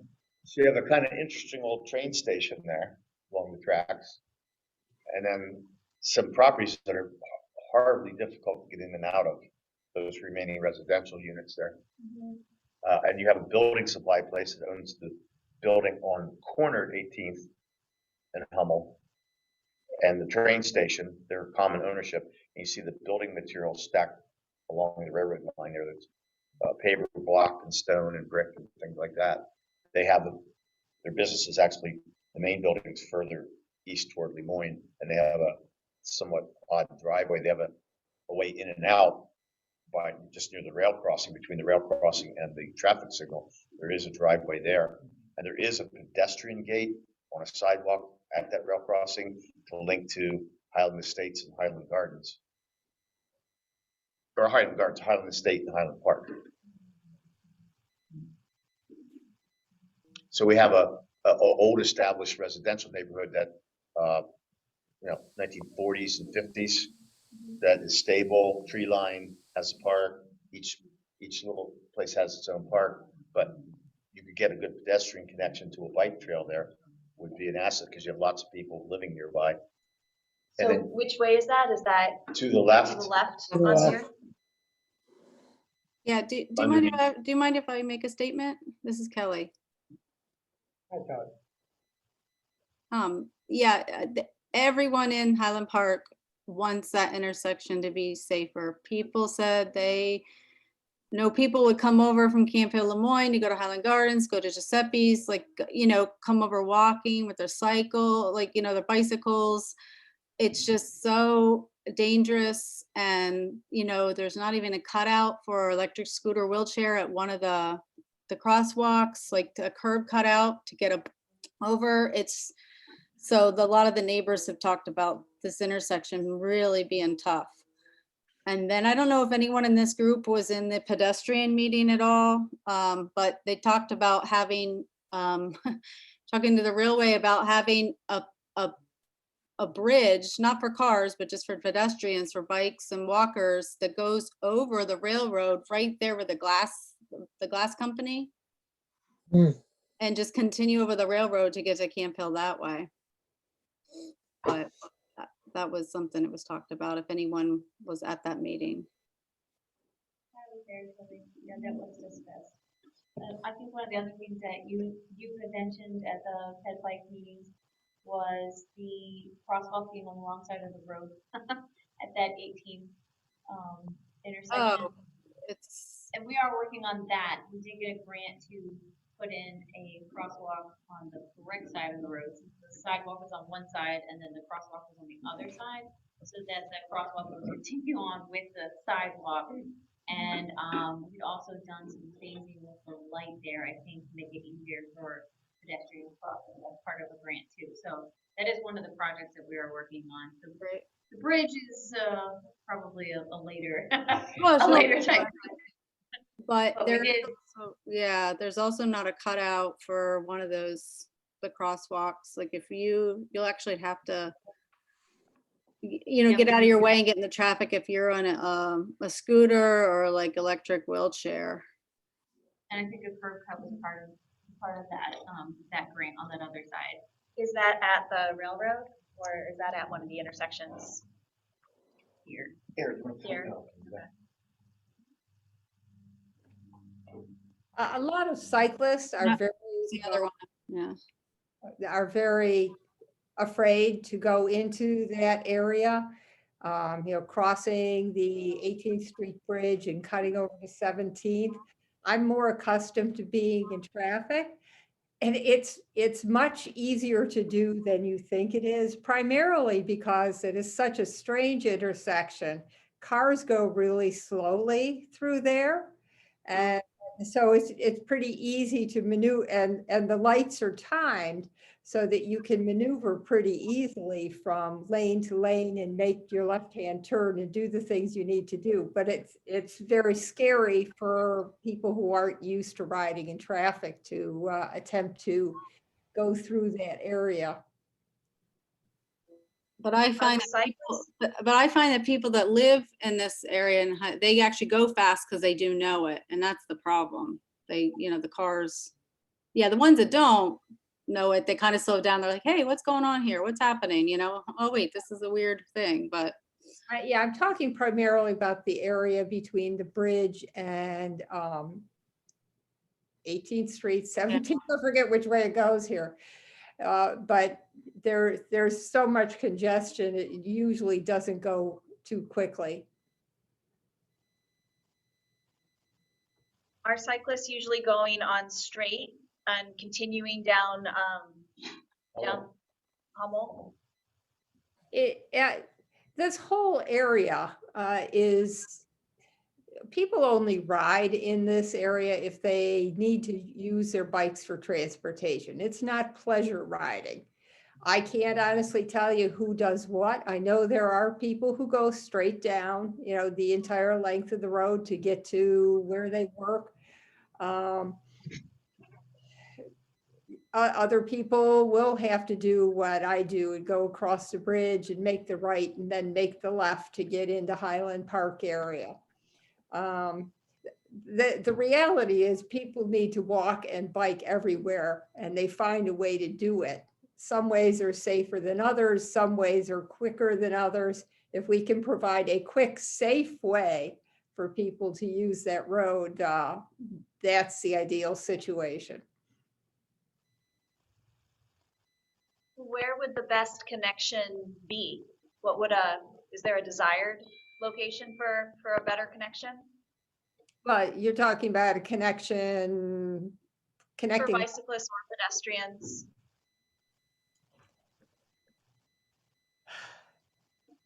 I mean, obviously the intersection there where it says accessible curbs is a primary intersection that people have to walk or have to bike through. I don't have traffic planning experience. I can just kind of tell you what works and what doesn't. I mean, with the bike lanes being both ways on one side of the street, each of these intersections is going to have to be looked at carefully to see how people, like if you're coming across the bridge and you're making a right, you would normally now just go straight. To pick up the bike lane, you're going to have to make a left and then a right to get onto the bike lane.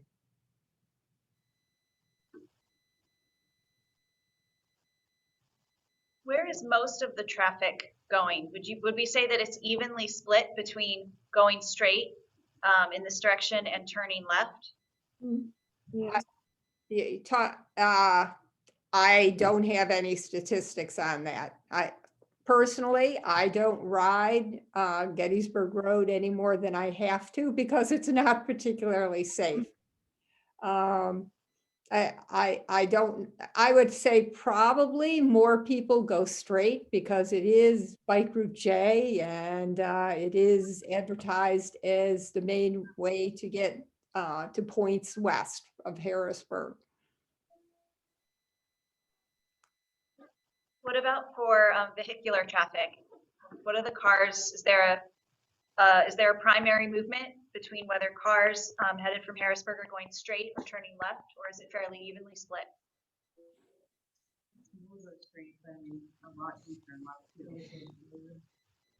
There's there's a lot of shopping opportunity at the West Shore Plaza and other points in Lemoyne near there, and on Market Street. And Highland Gardens and Giuseppe's are on the other side, and there's a lot of traffic headed towards Cedar Grove High School. So I think there's a lot of north-south traffic that has to go through that wigwag. They're have business or shopping on one side or destinations on the other. You're talking about this? Correct. Correct. Through traffic, like if you're going into Harrisburg, like if I'm going from this building and I have a hearing I'm going to at the Capitol or something, I'm going straight and I'm going to 3rd Street in Lemoyne and following that down through the bottleneck and across the Market Street Bridge. And I know that I see daily people who appear to be bike commuters who I'm assuming might work in downtown Harrisburg and ride their bike. So that's the way they would go. I wouldn't think they'd bother wigwagging over to State Street through the 17th Street Bridge. I'm wondering if, it is going to be, if there's a lot of movement through this intersection, then we need to keep it fairly open for a lot of that movement. But I'm wondering here, you have a fair amount of shoulder here that's not really used. Are cars parking in front of those houses? Are they using it as on-street parking? No? No, I don't think it's allowed there. So if that road, I mean, that might be a nice location, at least on that end, to have a bump out. That uses some of that available space, because that's a really wide lane. Behind it, there's a steep road that goes through there. Behind where? Okay, so you're saying That- if you're that black heading arrow. towards the municipal building, you would make a right and go follow State Road? Or is that what you said? Yeah, and then where we have like underneath the bridge where we're gonna have a park and stuff, we could cross somewhere over there and get back. to So the where you have that other black side. line with the arrow, that's what she's talking about. Yeah, So move the bikes back there. I mean, I think that would be safer. That was Dan Flint's route for years. Our township engineer rode his bike nearly every day and used to live in Camp Hill. Well, in the Hampton Township, you're in the country club where, and that would be his route. He would go down that alley, then you go over the 17th Street Bridge on the sidewalk to get into Camp Hill.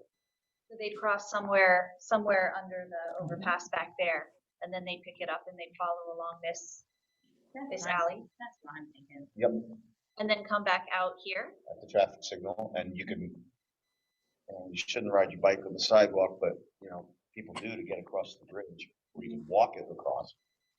Because there's no bike lane on the side of the bridge. No. No, yeah. I can sign that, it says no. pedestrian. Up on the sidewalk. Yeah. Is that right? Yeah. I've never noticed that. Well, I'm still wondering though, if we have this lane, which is, let me just go highlight that a little differently. Your lane here is that wide, but over here where the alley comes out, it gets much wider. Does it need to do that, or can it just stay narrower? It does, you know why, Kirsten, because on the other side here, where it says arrow, the cars basically, they need to veer over to the left. And they tend to want to do that, yeah, that's why. Is that too big a shift to make? It's the only lane that's going through, because the other one is turning, so that's not a very big shift to make. I mean, at that point, my question would be, would it make sense to have like a small little median there for a pedestrian to actually have an eye on the refuge? A lot of trucks. Going back to him. Well, they're Coming not, out of him. they're not turning at that location though, right? Because what we're talking about is, put that in, what we're talking about is right here. So if you've got your lane, That goes your lane straight is back going to the this hemp. way. That goes straight back to the hemp property. Which one does? The orange arrow.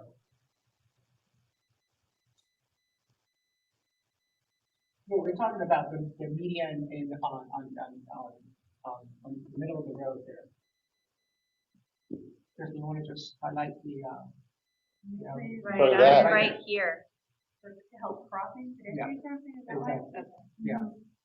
Right, we have traffic here is going, you have one lane going through. Right, these lanes, you have that one, you that have a one.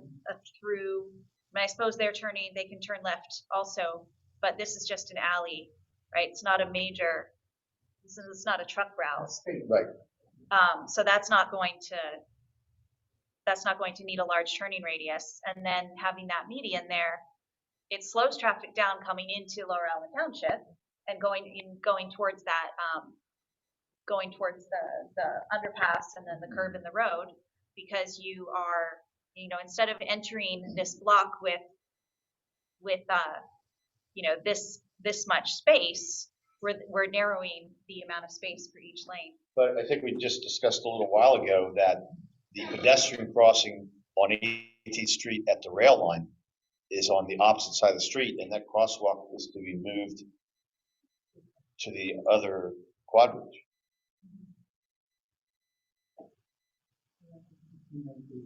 But wouldn't you have both crosswalks Well, to get you people could. from, Yeah, I understand your point. to get people from here Yeah, we're not getting rid of the other, over? Okay, but that side doesn't have, sidewalk. okay.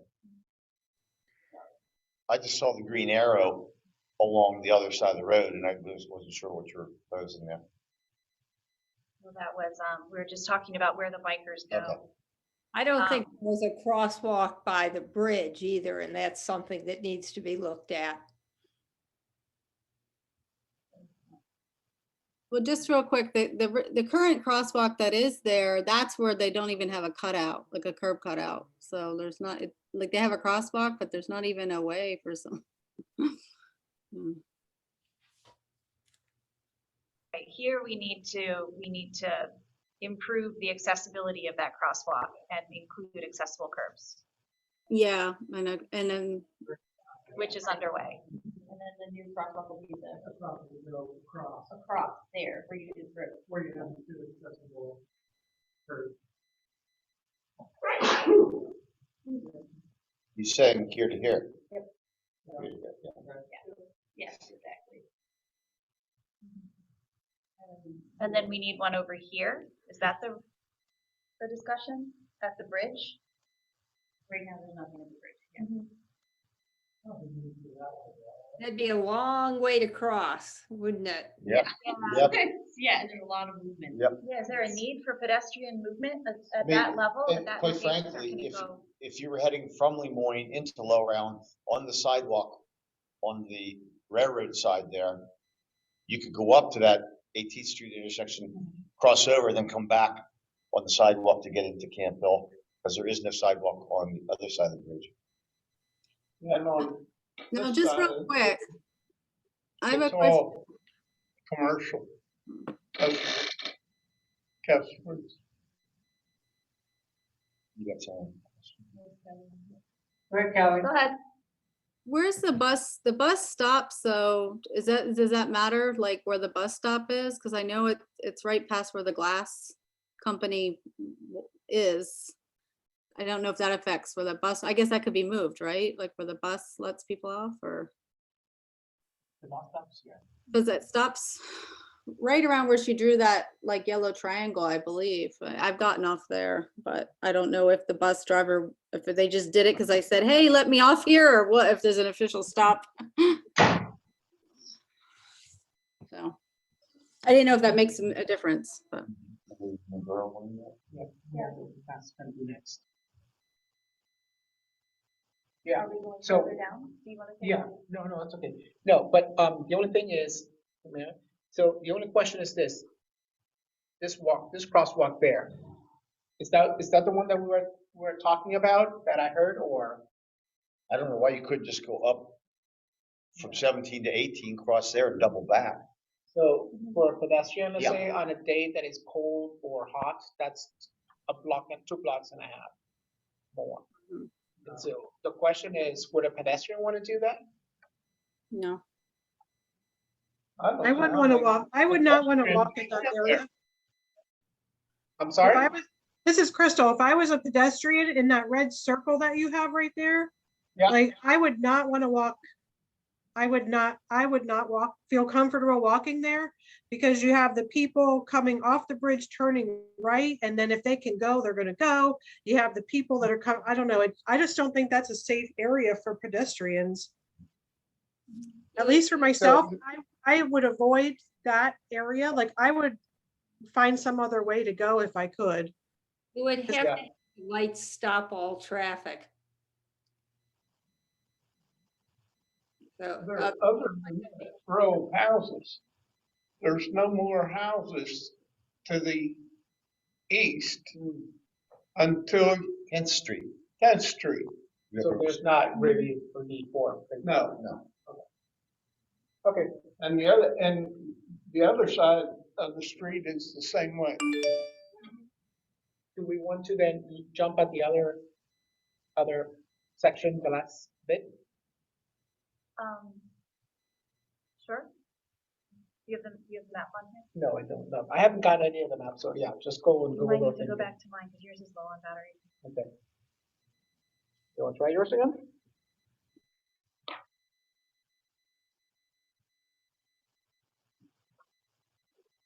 Far down do you want? Okay, so where is it that thank you so much. Thanks for your help. Thank you. Appreciate it. Hope you're wearing 2 sneakers next time. Yeah, I mean, the township actually technically goes a little bit further, but it's all commercial space. We're right back to the streetscape. Yeah. Yeah, I mean, It's, it's, I think we defined our study area as going to this point. okay, you stopping me? Yeah, we weren't really. Okay. Oh, Well, then I wasn't really joking when I said we just stopped here. Yeah. Because I know the zoning hearing board just heard a case, that if you want to just scroll east or down, right there, the green roof building. Yeah. Okay, we'll see the two buildings in front of it with the dark roofs, one to the bottom of the screen, one to the top. That was Keystone Oil. They actually distributed home heating oil and other products from there, and also had a gasoline service station. So the office building is here, and this is a storage building, and this whole property, the zoning hearing board just granted a bunch of relief to allow infill of storage facilities in here. Okay, because this is a storage facility here. Yeah. So this would remain an office, and there would be a couple storage bays here and a couple of storage bays in here, and this property would be redeveloped. And they had to grant variances. These driveways, these long, wide driveways, are being shortened for all access, but we have a planting requirement here, and they had to get a variance from the requirement to plant trees because there's a UGI gas line underneath and power lines above. So they're just going to plant low shrubs in there. So just putting out that there will be a little streetscape here, but beyond that, you see a Hemp Brothers bullpen for their construction equipment. They used to have a concrete batch plant that's now defunct. In fact, they just sold all their properties to a Bedford County quarry company. So beyond that, you're getting into very urban industrial, and like Dick said, until you get down to 10th Street in Lemoyne, then the duplexes start, the old 1920s, 30s look, all the way to the river practically. We had really identified this area here as kind of the end of the study area and the end of the corridor, or the start of the corridor, depending on which direction you're traveling from, as, you know, really one of the entrance points where you start to think about having a consistent streetscape and character along Gettysburg Road and the Gettysburg. And that's corridor. great, because if we could require that triangle, then you could have your, welcome to Lower Allen sign with some nice landscaping there. And you see the grass lot on, like, I think people who own that first duplex or apartment building, they also own that little green space there. Because they're, I think we're past the time here. Yeah. Did we say 4:30? We did say 4:30, yeah. Yeah. Roy, do you have any wrap-up comments? Yeah, I think, tonight is 6 o'clock. I'm just gonna share my screen real quick here. There we go.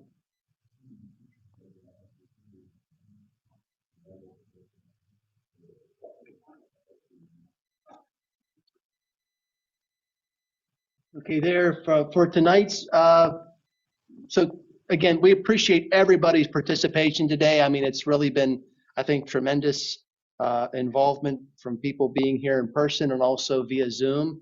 The technology worked great until I think the storm started to come through around noon, and then we had a little bit of connection issues, but not too much trouble, I hope not. But we're wrapping up this part of the project, which again was the exactly what we wanted to get out of it, is your inputs on various improvements, land uses, etc., to establish a vision for the corridor in the future. Tonight at 6 o'clock to 7 p.m., we'll be doing a Zoom presentation only. There won't be any in-person types of meeting, but we'll do it via Zoom to give a report out on what we had discussed through the workshop. So we'll start off with just a brief presentation, much like I gave first thing this morning, to make sure that people that are joining brand new will have that benefit of that information. And then Peter and Kirsten will go western, central, and eastern part of the corridor and just give a high-level overview of what the ideas that were identified, discussed, and the direction we're heading forward in terms of schedule. So hopefully anybody that's on right now can join us tonight. There's the Zoom link. If you just go to zoom.us, I think that's, I want to make sure I gave you the right number because I thought that's the, we'll double check, ma'am. Right, all sessions are the same. Yeah. Let's just double check here. Did we do the same session for the public one at the end? It might be in person.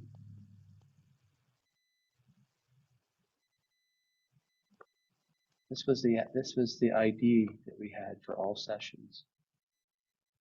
2-4. Oh, hold on. It might be a different one for tonight. I'll give you this is the one for tonight though. This is what was published right here. So ma'am, I'll just change your number on your, yeah, I'll call it out right now. It's just change the number I gave you to 976 987 53497. 976 987 53497. Sorry about that.